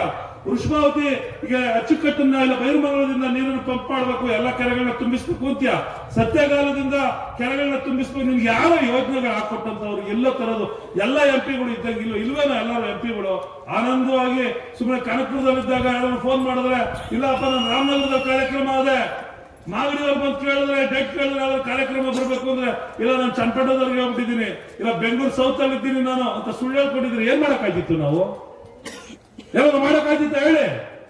ಇಲ್ಲಪ್ಪ ನಾನು ಆನೇಕಲ್ಲ ಬೆಂಗಳೂರು ಸೌತ್ ಆರ್ ಆರ್ ನಗರದಲ್ಲ ಕಾರ್ಯಕ್ರಮ ಅದೇ, ಡೆಲ್ಲಿ ಮೀಟಿಂಗ್ ಅದೇ, ಕನ್ನಡ ವಿಧಾನಸೌಧದಲ್ಲಿ ಮೀಟಿಂಗ್ ಅದೇ ಅಂತ ಡಿ ಕೆ ಸುರೇಶ್ ಎಲ್ಲ ಎಂಪಿಗಳನ್ನೆಲ್ಲ ನೋಡಿದ್ದೀವಿ.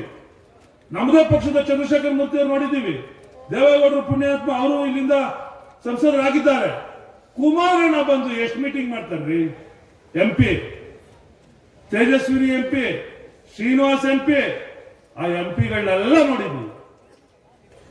ಒಬ್ಬ ಎಂಪಿ ಆಗಿ ಗ್ರಾಮ ಪಂಚಾಯತಿಯ ಮಟ್ಟದ ಕೆಲಸಗಾರನಾಗಿ ತನ್ನ ಜನರಿಗೆ ಯಾರು ಕೇಳಿರಲಿಲ್ಲ. HDS ಬೇಕು ಅಂತ ಹೇಳಿ, ಪಂಪ್ಸೆಟ್ ಬೇಕು, ನಮಗೆ ಟ್ರಾನ್ಸ್ಫಾರ್ಮರ್ ಬೇಕು ಅಂತ ನಾವು ಯಾರು ಕೇಳಿದ್ವು ರೈತರು? ಅಧಿಕಾರ ಇದ್ದಾಗ, ಪೆನ್ನು ಪೇಪರ್ ಇದ್ದಾಗ ಏನನ್ನು ಬರ್ಕೋಬೇಕು ಅದನ್ನೆಲ್ಲ ಬರೀತಕ್ಕಂಥ ಶಕ್ತಿ ಈ ರಾಜ್ಯದಲ್ಲಿ ಯಾರು ಇದ್ರೆ ಅದು ನಮ್ಮ ನೆಚ್ಚಿನ ಸಂಸದರಾಗಿರ್ತಕ್ಕಂಥ ಡಿ ಕೆ ಸುರೇಶ್ ಅವರಿಗೆ ಇರ್ತಕ್ಕಂಥ ಹೆಮ್ಮೆ ನಮ್ಮೆಲ್ಲರಿಗೂ ಇರ್ತಕ್ಕಂಥದ್ದು. ಇಂಥ ಒಂದು ಕಾಳಜಿಯುಕ್ತ ಜನಪರ ಅಭಿವೃದ್ಧಿ ಪರ ಇರ್ತಕ್ಕಂಥ ಸಂಸದರನ್ನ ಇವತ್ತು ಸೋಲಿಸಬೇಕು ಅಂತ ಹೇಳ್ತಾ ಇದ್ದಾರೆ. ನಿಜ. ಯಾಕೆ ಸೋಲಿಸಬೇಕು? ಅವ್ರಿದ್ರೆ ಅವ್ರ ಮಕ್ಕಳಿಗೆ ತಂದ್ರೆ ಅವ್ರ ವಂಶಕ್ಕೆ ಕಷ್ಟ. JDS ಮುಳುಗ್ತಾ ಇರ್ತಕ್ಕಂಥ ಅಡುಗು. JDS ಆಯ್ತು, ಮುಳುಗೋಯ್ತು, ಬಿಜೆಪಿ ಒಳಗೆ ಸೇರಿದ್ರು.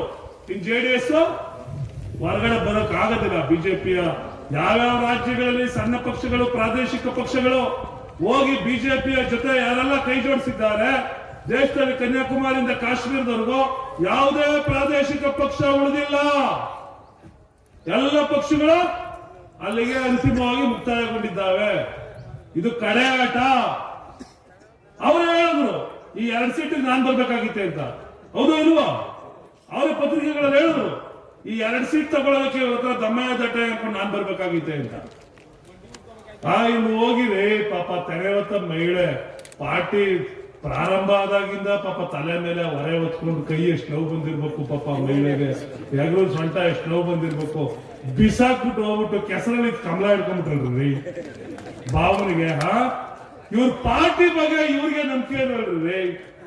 ಇವ್ರು ಕಟ್ಟಿ, ಇವ್ರು ಬೆಳೆಸಿ, ಇವ್ರದೇ ಸ್ವಂತ ಮನೆ ಪಕ್ಷವಾಗಿರ್ತಕ್ಕಂಥ ಪಕ್ಷದ ಬಗ್ಗೆ ನಂಬಿಕೆ ಇಲ್ಲ. ಆ ಪಕ್ಷದ ತತ್ವ ಸಿದ್ಧಾಂತನ ತೊಗೆದು ಆ ತೆರೆವತ್ತ ಮಹಿಳೆನ ಕೆಳಕ್ ಮಾಡಿ ಇವತ್ತು ಅಲ್ಲೋಗಿದ್ದಾರೆ. ಇವತ್ತು ಬಿಜೆಪಿ ರೈತ ವಿರೋಧಿ, ಯಾವುದೇ ಸಾಲ ಮನ್ನಾ ಮಾಡಿಲ್ಲ, ಮಹಿಳಾ ವಿರೋಧಿ, ನಮ್ಗೆ ಕೊಟ್ಟಿರ್ತಕ್ಕಂಥ ಗ್ಯಾರಂಟಿಗಳ ವಿರೋಧ, ದಲಿತರ ವಿರೋಧಿ, ಸಂವಿಧಾನನ ಬದಲಾವಣೆ ಮಾಡಬೇಕು, ರಿಸರ್ವೇಶನ್ ನ ತುಳಿಬೇಕು, ಸಾಮಾಜಿಕ ನ್ಯಾಯ, ಎಲ್ಲ ಜಾತಿ ಜನಾಂಗಗಳು ಒಟ್ಟಿಗೆ ಇರಲಿಕ್ಕೆ ಸಾಧ್ಯ ಇಲ್ಲ. ಯಾರೆಲ್ಲ ಶೋಷಿತರಿದ್ದಾರೆ, ಯಾವ್ಯಾವ ವರ್ಗಗಳಿದ್ದಾವೆ, ಹಿಂದುಳಿದ ವರ್ಗದವರು ಇರ್ಬೋದು, ಅಲ್ಪಸಂಖ್ಯಾತರು ಇರ್ಬೋದು, ಆ ದಲಿತರು ಇರ್ಬೋದು, ರೈತರು ಇರ್ಬೋದು, ಇವರೆಲ್ಲರೂ ವಿರೋಧಿ ಆಗಿರ್ತಕ್ಕಂಥ ಯಾವ್ದಾದ್ರು ಏಕೈಕ ಪಕ್ಷ ಅಂತಂದ್ರೆ ಬಿಜೆಪಿ. ಆಯ್ತಪ್ಪ, ಬೆಂಗಳೂರು ಗ್ರಾಮಾಂತರಕ್ಕೆ ಇವರ ಕೊಡುಗೆ ಏನು? ಕರ್ನಾಟಕಕ್ಕೆ ಬಿಜೆಪಿಯ ಕೊಡುಗೆ ಏನು? ಆಗಿದ್ರಲ್ಲ ಅಶ್ವಥ್ ನಾರಾಯಣ ಮಂತ್ರಿ ಆಗಿದ್ರಲ್ಲ, ಜಿಲ್ಲಾ ಉಸ್ತುವಾರಿ ಸಚಿವರು. ಏನ್ ಕೊಟ್ರು? ಏನಾದ್ರು ಕೊಟ್ರ? ಒಬ್ಬ ಅಶ್ವಥ್ ನಾರಾಯಣ ಜಿಲ್ಲಾ ಉಸ್ತುವಾರಿ ಸಚಿವ ಆಗಿ ಒಂದೇ ಒಂದು ಸಲ ಕನಕಪುರಕ್ಕೆ ಬರಲಿಲ್ಲ. ಕನಕಪುರ ತಾಲೂಕು ಆಫೀಸ್ ಬಂದು ಬದುಕಿದ್ದೀರ 10 ಜನ. ಕುಮಾರಸ್ವಾಮಿ ಅವರು MLA ಅಲ್ಲಿಗೆ ಅವರ ಹಿಡಿತದ ಯೋಗೇಶ್ವರ ಪ್ರಬಲ ನಾಯಕ ಯೋಚನೆಯನ್ನು ಮಾಡಬೇಕು. ಯಾವ್ದು RR ನಗರದಲ್ಲಿ 50,000 ಬೈ ಎಲೆಕ್ಷನ್ ನಾವು ಸೋತಿದ್ದು, ಕುಸುಮ ಹನುಮಂತರಾಯಪ್ಪನವರು ಸೋತಿದ್ದು 10,000. ಆ ಪೊಲೀಸ್ ದೌರ್ಜನ್ಯದಲ್ಲಿ, ಆ ಅಧಿಕಾರಿಗಳ ದಬ್ಬಾಳಿಕೆಯಲ್ಲಿ, ಆ ಮುನಿರತ್ನಮ್ಮನವರ ದಬ್ಬಾಳಿಕೆಯಲ್ಲಿ ಆ ಮಟ್ಟ. ಇವತ್ತು ದಬ್ಬಾಳಿಕೆ ಇಲ್ಲ ಅಲ್ಲಿ. ಇವತ್ತಿನ ಅವರೊಂದಿಗೆ ಇದ್ದಂತ ಕಾರ್ಯಕರ್ತರ ಪಡೆ ಸಂಪೂರ್ಣವಾಗಿ ನಮ್ಮ ಜೊತೆ ಇದೆ. ಬೆಂಗಳೂರು ಸೌತಲ್ಲೂ ಕೂಡ ಅಷ್ಟೇ. ಆದ್ರಿಂದ ಈ ಚುನಾವಣೆಯಲ್ಲಿ ನಾನು ಹೇಳ್ತಾ ಇರ್ತಕ್ಕಂಥದ್ದು, ಬೆಳಗಿನ ಸೂರ್ಯ ಪೂರ್ವದಲ್ಲಿ ಹುಟ್ಟುವುದು ಎಷ್ಟು ಖಚಿತವೋ, ಡಿ ಕೆ ಸುರೇಶ್ ಅವರ ಗೆಲುವು ಅಷ್ಟೇ ಖಚಿತ. ಯಾವುದೇ ಸುಳ್ಳು ಅಪಪ್ರಚಾರಗಳಿಗೆ ಈಗ ಯಾರು ಕಿವಿ ಕೊಡತಕ್ಕಂತ ಅವಶ್ಯಕತೆ ಇಲ್ಲ. ಆದ್ರೆ ಹಂಗಂತೇಳಿ ನಾವು ಚುನಾವಣೆಯನ್ನು ಲಘುವಾಗಿ ತಗೊಳ್ಳೋದು ಬೇಡ.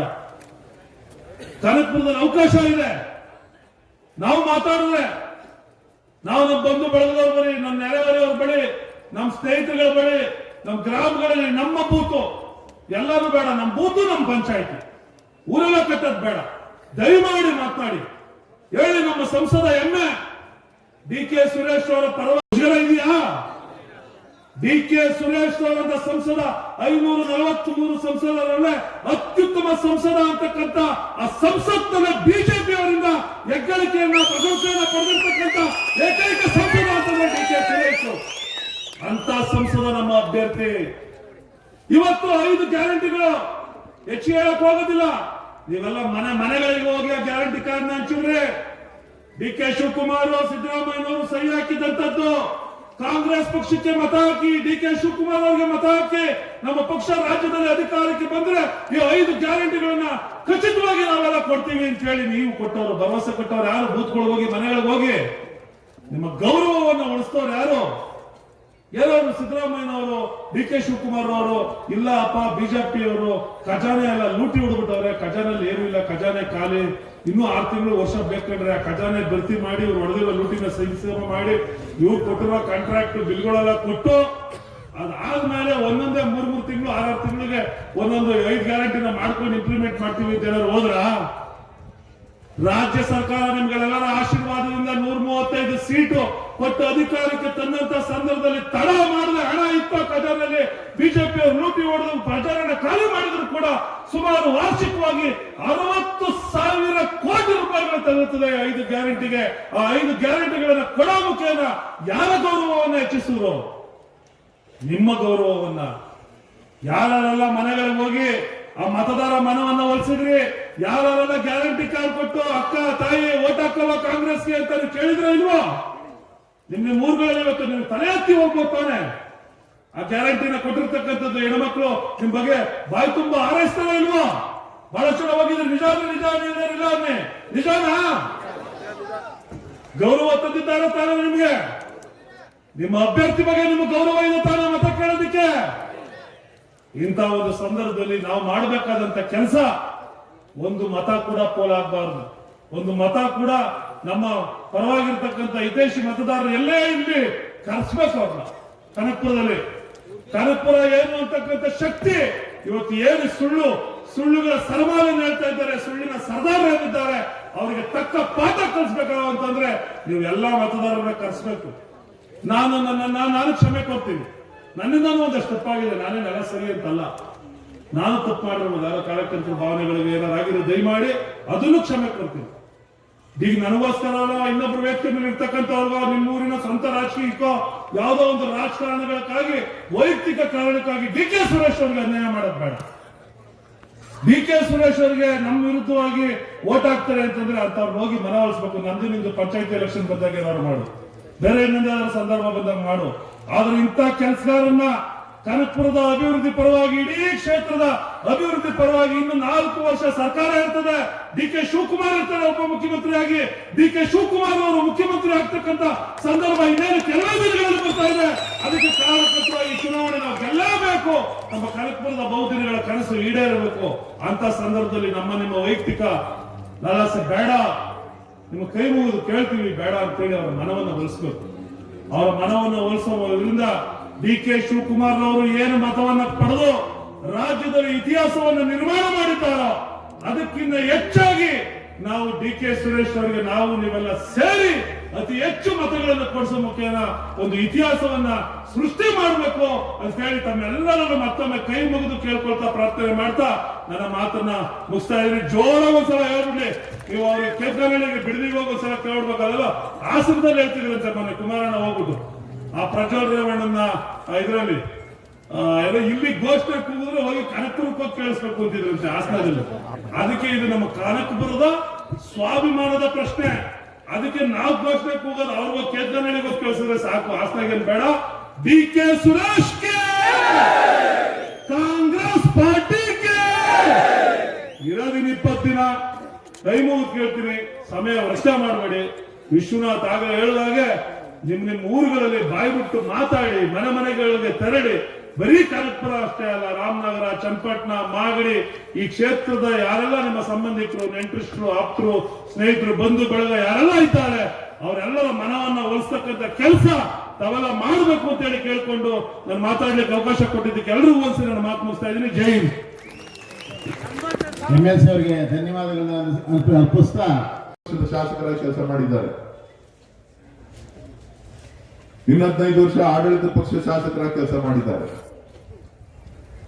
ಹಾಗಾಗಿ ಅಧಿಕಾರಕ್ಕೆ ಅಂಟಿಕೊಂಡು ರಾಜಕಾರಣವನ್ನ ಮಾಡುವಂತ ಕೆಲಸ DK ಶಿವಕುಮಾರ್ದಾಗ್ಲಿ ಕನಕಪುರದವ್ರದಾಗ್ಲಿ ಅಲ್ಲ.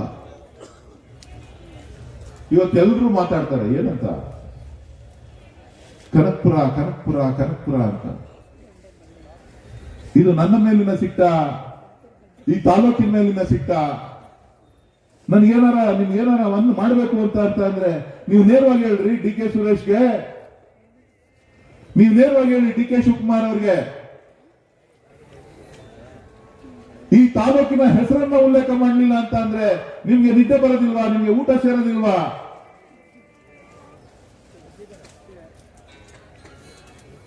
ಹೇಳಿರಿ, ಇಲ್ಲಿ ಬಂದು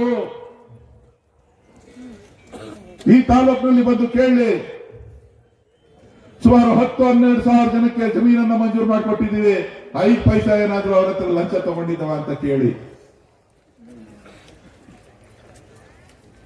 ಸುಮಾರು 20,000ಕ್ಕೂ ಹೆಚ್ಚು ಜನರಿಗೆ ಮನೆಗಳನ್ನ ಕೊಟ್ಟಿದ್ದೀವಿ. ಸುಮಾರು 10-12 ಸಾವಿರ ಜನಕ್ಕೆ ನಿವೇಶನಗಳನ್ನ ಕೊಟ್ಟಿದ್ದೀವಿ.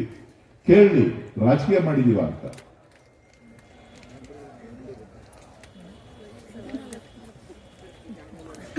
ಏನ್ ಮಾಡಿದೀವಿ ನಾವು?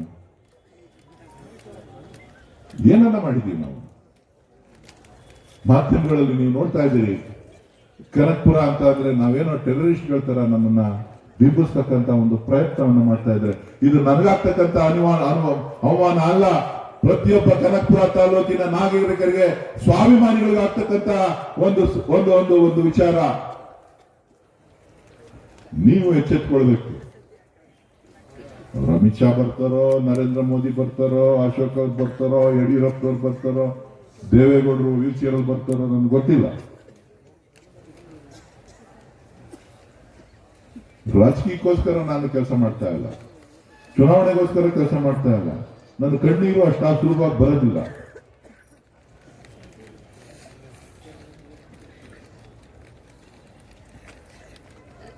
ಯಾರಿದ್ದಾರೆ?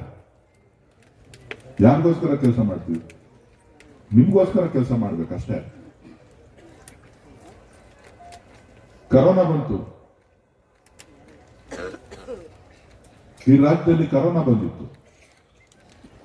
ಈ ರಾಜ್ಯಕ್ಕೆ ಅಲ್ಲ, ಇಡೀ ದೇಶ, ಪ್ರಪಂಚ, ಮಾನ್ಯ ಪ್ರಧಾನಮಂತ್ರಿಗಳು ಕರೆ ಕೊಟ್ಟರು. ಏನಂತ ಕರೆ ಕೊಟ್ಟರು? ಲಾಕ್ಡೌನ್ ಅಂದ್ರು. ಈ ಊರಿಂದ ಆ ಊರಿಗೆ ಹೋಗಲ್ಲ, ಆ ಮನೆಯಿಂದ ಈ ಮನೆಗೆ ಬರೋಂಗಿಲ್ಲ, ಎಲ್ಲರೂ ಬಾಗಿಲು ಬೀಗ. ಗಾಳಿ ಮೇಲೆ ಕರೋನಾ ಬಂದ್ಬಿಟ್ಟದಂತೆ, ಗಾಡಿ ಬರ್ತಾ ಇದ್ರೆ ಗಾಳಿ ಮೇಲೆ ಬಂದ್ಬಿಡ್ತದಂತೆ, ಯಾರ ಮನೆ ಒಳಗಡೆ ಬಂತು ಅಂತ ಅಂದ್ರೆ ಅಂಟ್ಕೊಬಿಡ್ತದಂತೆ, ಉಸಿರಾಟ ಬಿಟ್ಟು ಹಂಗೆ ಸತ್ತೋಯ್ತಾರಂತೆ.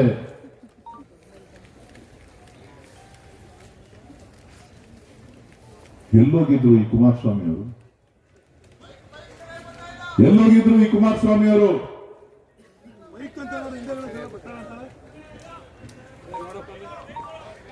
ಎಲ್ಲೋಗಿದ್ರು ಈ ಕುಮಾರಸ್ವಾಮಿ ಅವರು? ಎಲ್ಲೋಗಿದ್ರು ಈ ಬಿಜೆಪಿಯ ನಾಯಕರು? ಆಡಳಿತ ಇತ್ತು.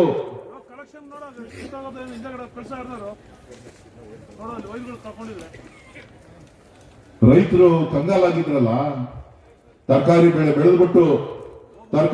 ಬೆಳೆದು ಯಾರು ತಗೊಳ್ಳೋರಿಲ್ಲ, ಮಾರ್ಕೆಟ್ ಇಲ್ಲ, ತಗೊಳ್ಳೋರಿಲ್ಲ, ಅಂಗಡಿ ಇಲ್ಲ, ಬೀದಿಗೆ ಬರೋಂಗಿಲ್ಲ, ಸಂಕಷ್ಟದಲ್ಲಿದ್ರಲ್ಲ, ಈ ಮಣ್ಣಿನ ಮಕ್ಕಳು ರೈತರ ಬಗ್ಗೆ ಚಿಂತನೆ ಮಾಡೋರು. ಒಂದೇ ಒಂದು ಹೇಳಿಕೆ, ಅವ್ರ ಕಷ್ಟಕ್ಕೆ ಸಾಂತ್ವನ.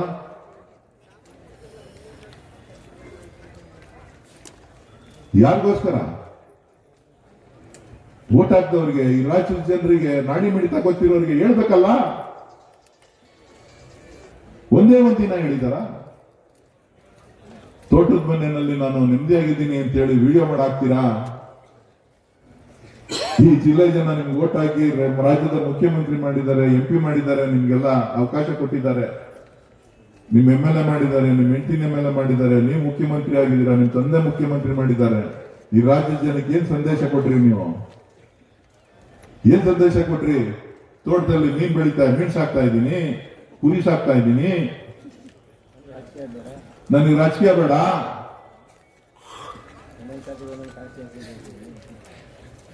ಏನಂತ ಸಂದೇಶ ಕೊಟ್ರಿ? ಅದ್ರ ನಾನು ಹಂಗಲ್ಲ, ನಾನು ಆತರ ಮಾಡ್ಲಿಲ್ಲ. ನಾನು ಎಲ್ರಿಗೂ, ನಮ್ಮ ಕಾರ್ಯಕರ್ತರಿಗೆ, ನನ್ನ ಮುಖಂಡರಿಗೆ ಫೋನ್ ಕರೆ ಮಾಡಿದೆ. ಈ ಕೋವಿಡ್ ಅನ್ನೋದು ಒಂದು ಮಹಾಮಾರಿ ರೋಗ ಇರ್ಬೋದು, ನಿಮ್ಮಣೆ ಬರ ನನ್ನಣೆ ಬರ ತಪ್ಪಿಸ್ಲಿಕ್ಕೆ ಯಾರ ಕೈಯಿಂದನೂ ಸಾಧ್ಯ ಇಲ್ಲ. ಧೈರ್ಯವಾಗಿ ದೋಡಾಡಿ. ಇವತ್ತು ಈ ಸಂದರ್ಭದಲ್ಲಿ ನಾವು ನಿಜವಾಗಿ ರಾಜಕಾರಣವನ್ನ, ನೀವು ನಿಜವಾಗಿ ಸೇವಾ ಮನೋಭಾವವನ್ನ ನಾವು ತೋರಿಸ್ಬೇಕಾಗ್ತದೆ. ಯಾರು ಕಷ್ಟದಲ್ಲಿದ್ದಾರೆ ಅವರಿಗೆ ನೆರವನ್ನ ನೀಡಬೇಕಾಗ್ತದೆ. ಹೇಳಿ ನೀವು.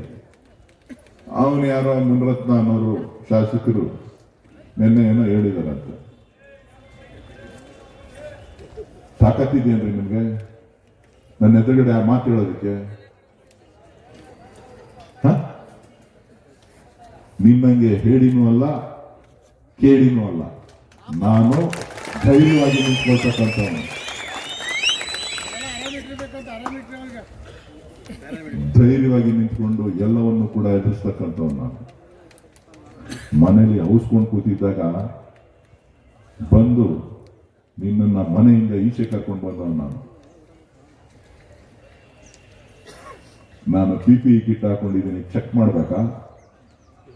ನಿನ್ನಂಗೆ ಕಟ್ಟು ಪೇಸ್ಟ್ ಮಾಡೋ ಗಿರಾಕಿ ಅಲ್ಲ ನಾನು. ರಾಜಕಾರಣದಲ್ಲಿ ನೇರವಾಗಿದ್ದೇನೆ. ನನಗೆ ರಾಜಕೀಯ ಬದುಕು ಇಟ್ಕೊಂಡಿದ್ದೇನೆ.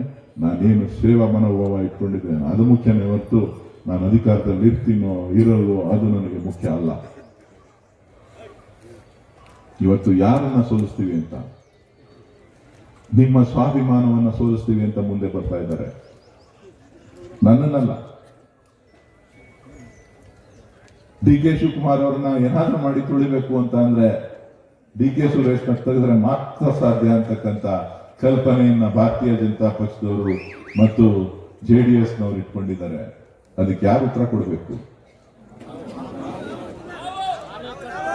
ನೀವು ಉತ್ತರ ಕೊಡಬೇಕಾಗ್ತದೆ. ನೀವು ಶಬ್ದ ಮಾಡಬೇಕಾಗ್ತದೆ. ಇವತ್ತು ನನ್ನ ಮೇಲೆ ವ್ಯತ್ಯಾಸ ಇರಲಿ, ರವಿ ಅವ್ರ ಮೇಲೆ ವ್ಯತ್ಯಾಸ ಇರಲಿ, ವೇದಿಕೆ ಮೇಲೆ ಯಾರ ಮೇಲಾದ್ರೂ ವ್ಯತ್ಯಾಸ ಇರಲಿ, ಈ ತಾಲೂಕು ಬೆಳಿಬೇಕು, ಈ ಜಿಲ್ಲೆ ಉಳಿಬೇಕು, ಈ ಜಿಲ್ಲೆಯ ರೈತರ ಸಮಸ್ಯೆಗೆ ಪರಿಹಾರ ಸಿಗಬೇಕು, ಈ ಜಿಲ್ಲೆ ಮಾದರಿ ಜಿಲ್ಲೆ ಆಗಬೇಕು, ಈ ಕ್ಷೇತ್ರ ಈ ರಾಜ್ಯದಲ್ಲಿ ಮಾದರಿ ಕ್ಷೇತ್ರ ಆಗಬೇಕು ಅಂತ ಅಂದ್ರೆ ತಾವೆಲ್ಲರೂ ಕೂಡ ಇವತ್ತು ಕಾಂಗ್ರೆಸ್ ಸರ್ಕಾರ ಈ ರಾಜ್ಯದಲ್ಲಿದೆ. DK ಶಿವಕುಮಾರ್ ಅವರು ಉಪಮುಖ್ಯಮಂತ್ರಿಗಳಾಗಿದ್ದಾರೆ, ಸನ್ಮಾನ್ಯ ಸಿದ್ದರಾಮಯ್ಯನವರು ಮುಖ್ಯಮಂತ್ರಿಗಳಾಗಿದ್ದಾರೆ. ಇವತ್ತು ಈ ತಾಲೂಕಿನ ಎಲ್ಲ ಕೆಲಸ ಕಾರ್ಯಗಳನ್ನ ಮಾಡಲಿಕ್ಕೆ, ಎಲ್ಲರ ಸಮಸ್ಯೆಗಳನ್ನ ಬಗೆಹರಿಸಲಿಕ್ಕೆ ಸಾರ್ವಜನಿಕವಾಗಿ ಒಂದು ಅವಕಾಶ ಇದೆ.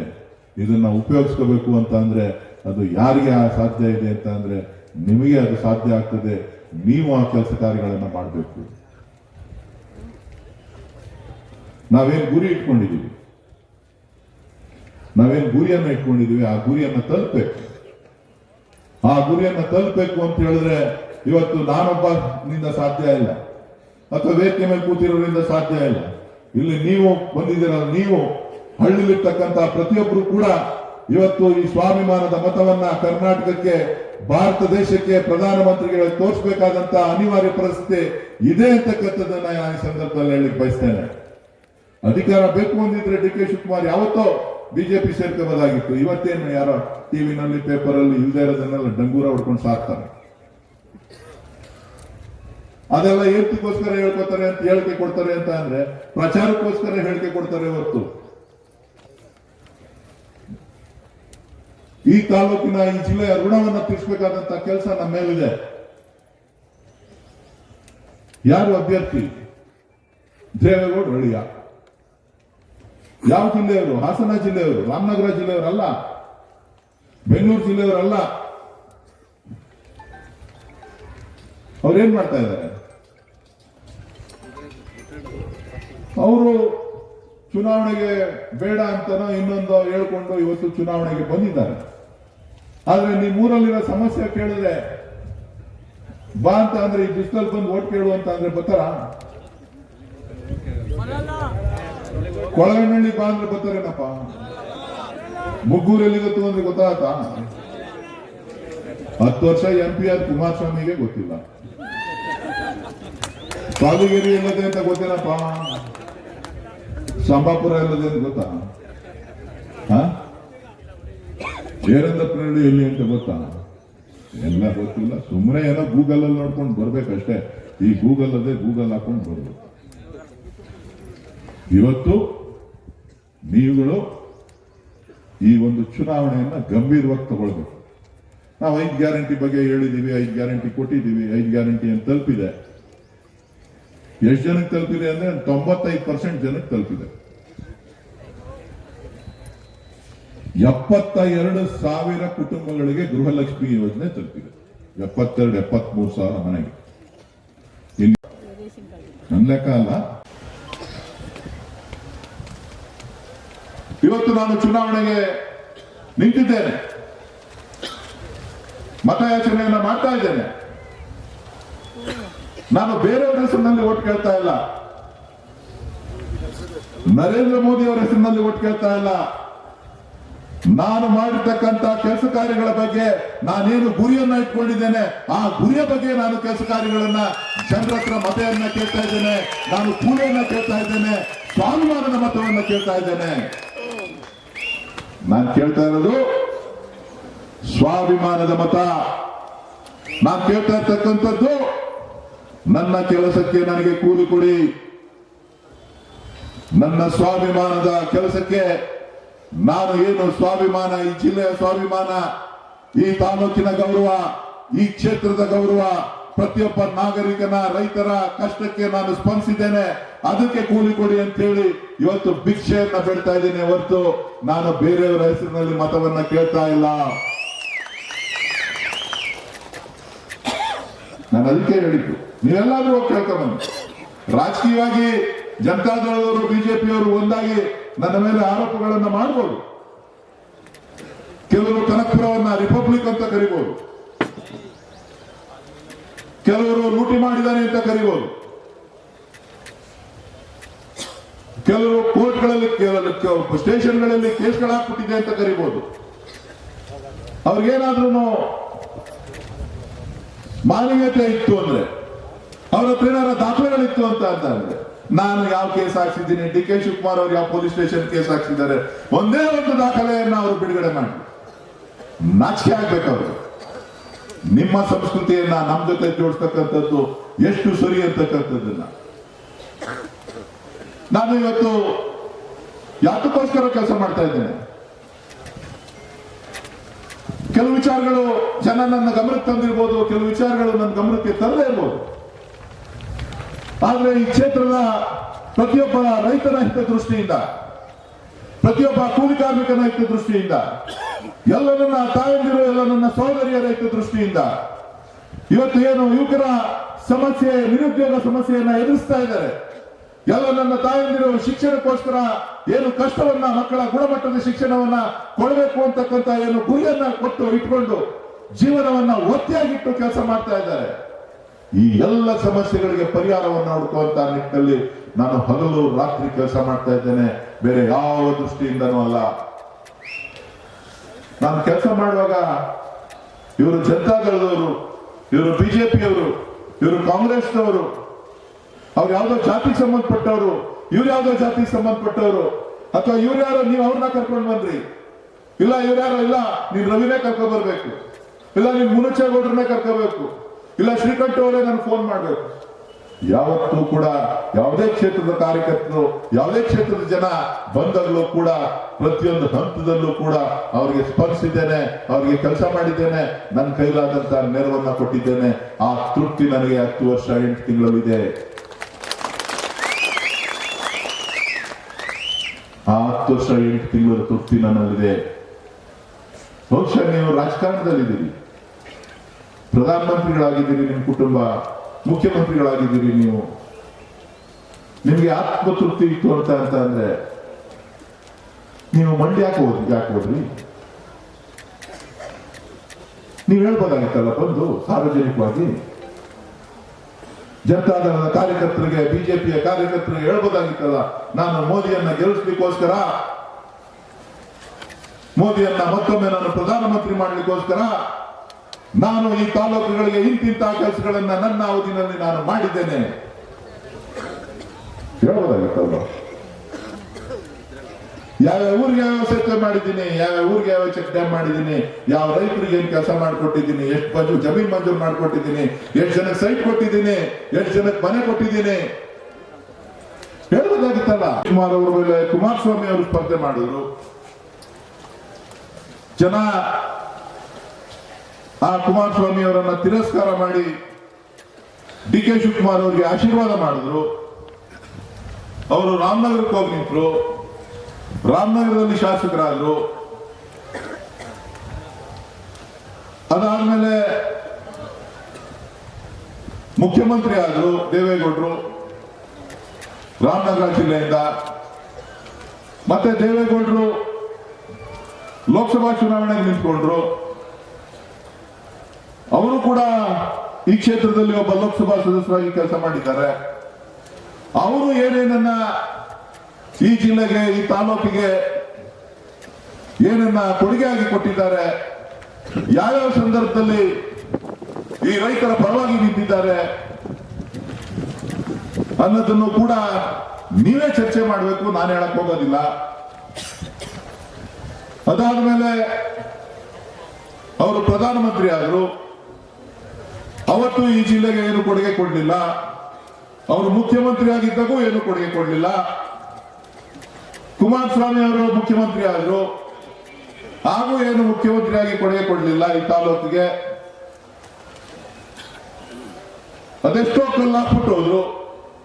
ರೇವಣ್ಣವರು ಅವರು ಇಬ್ರು ಬಂದು ಪೊಲೀಸ್ ಕರ್ಕೊಂಡು ಬಂದ್ರು.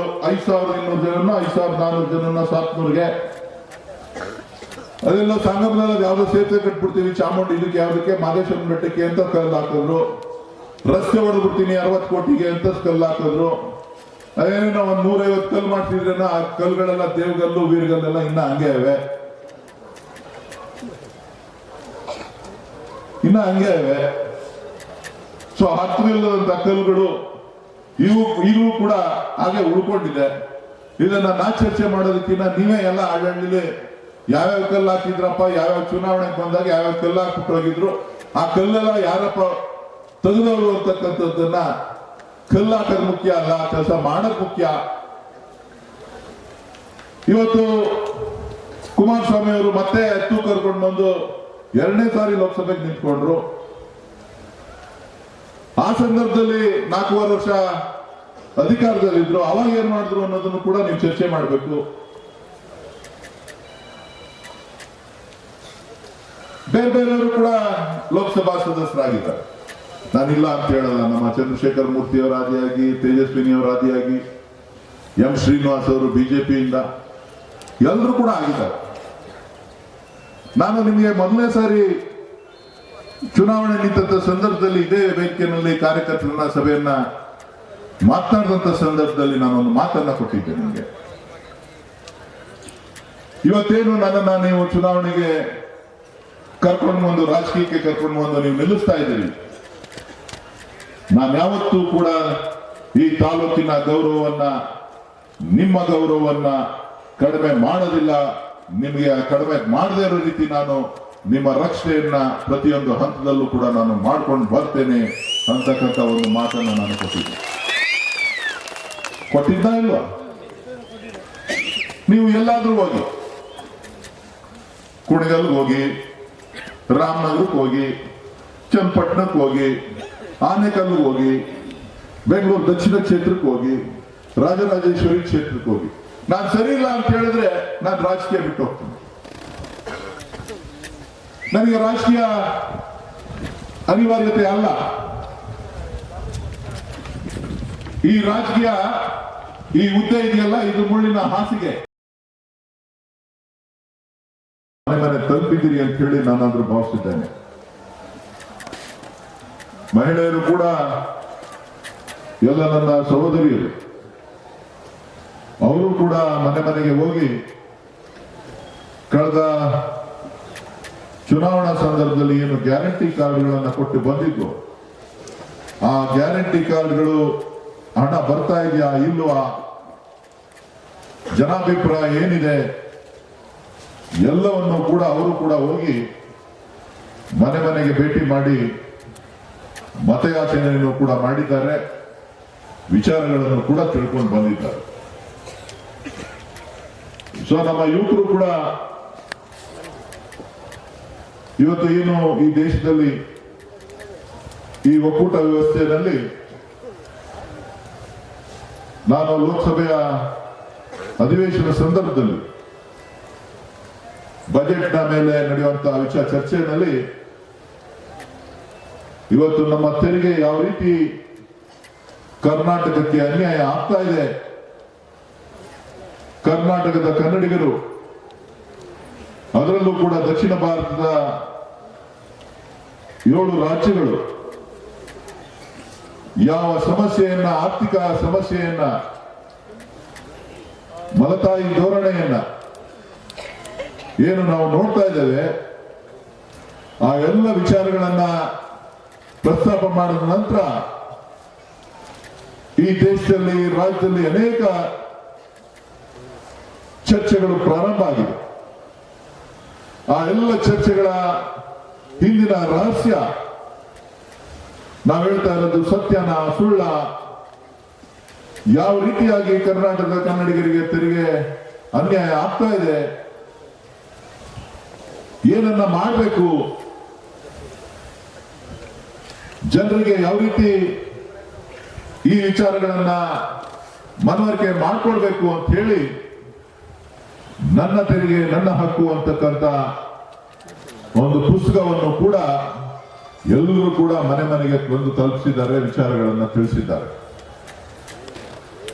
ನಾನಾದ್ರೂ ಈ ಸಂದರ್ಭದಲ್ಲಿ ಹೇಳೋದು ಇಷ್ಟೇನೆ,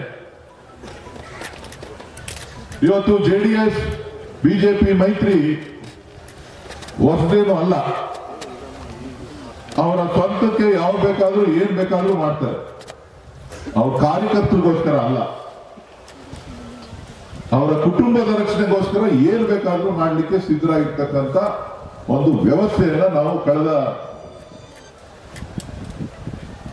10 ವರ್ಷಗಳಿಂದ ನಾವು ನೋಡ್ಕೊಂಡು ಬಂದಿದ್ದೇವೆ. ಇವತ್ತು ಏನು ಈ ಚುನಾವಣೆ ಇದೆ, ಕನಕಪುರ ತಾಲೂಕಿನ ಜನ ಸನ್ಮಾನ್ಯ ದೇವೇಗೌಡರನ್ನ ಇವತ್ತಿಂದ ಏನ್ ನೋಡ್ತಾ ಇಲ್ಲ, 1985ನೇ ಇಸ್ವಿಯಿಂದನೂ ಕೂಡ ನಾವು ನೀವು ಎಲ್ಲ ನೋಡ್ತಾನೆ ಬಂದಿದ್ದೇವೆ. ಅವರು ಮೊದಲು ಸಾತ್ನೂರು ವಿಧಾನಸಭಾ ಕ್ಷೇತ್ರಕ್ಕೆ ಬಂದು ಚುನಾವಣೆಯನ್ನ ಸ್ಪರ್ಧೆ ಮಾಡಿದ್ರು. ಸ್ಪರ್ಧೆ ಮಾಡಿ ಚುನಾವಣೆಯಲ್ಲಿ ಗೆದ್ದು ನಂತರ ಅವರು ಹೊಳೆನರಸೀಪುರವನ್ನ ಉಳಿಸ್ಕೊಂಡ್ರು.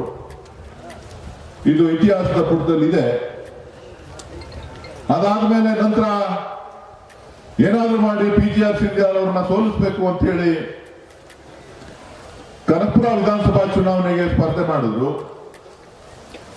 ಕನಕಪುರ ವಿಧಾನಸಭಾ ಕ್ಷೇತ್ರದ ಜನ ಇಲ್ಲ, ಸಿಂಧ್ಯಾಲ್ಗೆ ನಾವು ಆಶೀರ್ವಾದ ಮಾಡ್ತೀವಿ ಅಂತ ಹೇಳಿ ಯಾವುದೇ ಜಾತಿ ಭೇದವನ್ನ ತೋರಿಸದೆ ದೇವೇಗೌಡರನ್ನ 3ನೇ ಸ್ಥಾನಕ್ಕೆ ಕಳಿಸ್ಕೊಟ್ರು. ಅದಾದ್ಮೇಲೆ ಮತ್ತೆ ಕುಮಾರಸ್ವಾಮಿ ಅವರನ್ನ ಇಲ್ಲಿ ಲೋಕಸಭೆಗೆ ನಿಲ್ಲಿಸಿದ್ರು. ಲೋಕಸಭೆಯಲ್ಲಿ ಗೆದ್ರು. ಅವರು ಕೂಡ ನಂತರ ಪಾರ್ಲಿಮೆಂಟ್ ಮೆಂಬರ್ ಆಗಿ ಸೇವೆಯನ್ನ ಸಲ್ಲಿಸಿದ್ದಾರೆ. ಆದ್ರೆ ಯಾವ ರೀತಿಯಾಗಿ ಬಂದಿದ್ರು, ಯಾವ ರೀತಿ ಸಲಿಕೆ ಮಾಡಿದ್ದಾರೆ, ಯಾವ ಹಳ್ಳಿಗಳಿಗೆ ಬಂದಿದ್ದಾರೆ, ಏನೆಲ್ಲ ಕಷ್ಟಗಳನ್ನ ನೋಡಿದ್ದಾರೆ, ಯಾವ್ಯಾವ ಅಭಿವೃದ್ಧಿ ಕೆಲಸಗಳಿಗೆ ಚಾಲನೆ ಕೊಟ್ಟಿದ್ದಾರೆ, ಈ ಎಲ್ಲ ವಿಚಾರಗಳನ್ನ ಚರ್ಚೆ ಮಾಡಲಿಕ್ಕೆ ನಾನು ನಿಮಗೆ ಬಿಡ್ತೇನೆ. ಯಾಕೆ ಅಂತ ಅಂದ್ರೆ ನಾನೇನಾದ್ರೂ ಹೇಳಿಕೆಯನ್ನ ಕೊಡೋದಾಯ್ತು ಅಂತ ಅಂದ್ರೆ ಅದು ರಾಜಕೀಯ ಅಂತ ತೀರ್ಮಾನ ಆಗ್ತದೆ. ನೀವೆಲ್ಲರೂ ಕೂಡ ಅವತ್ತಿನ ದಿನದ ಮತದಾರರಾಗಿದ್ರಿ.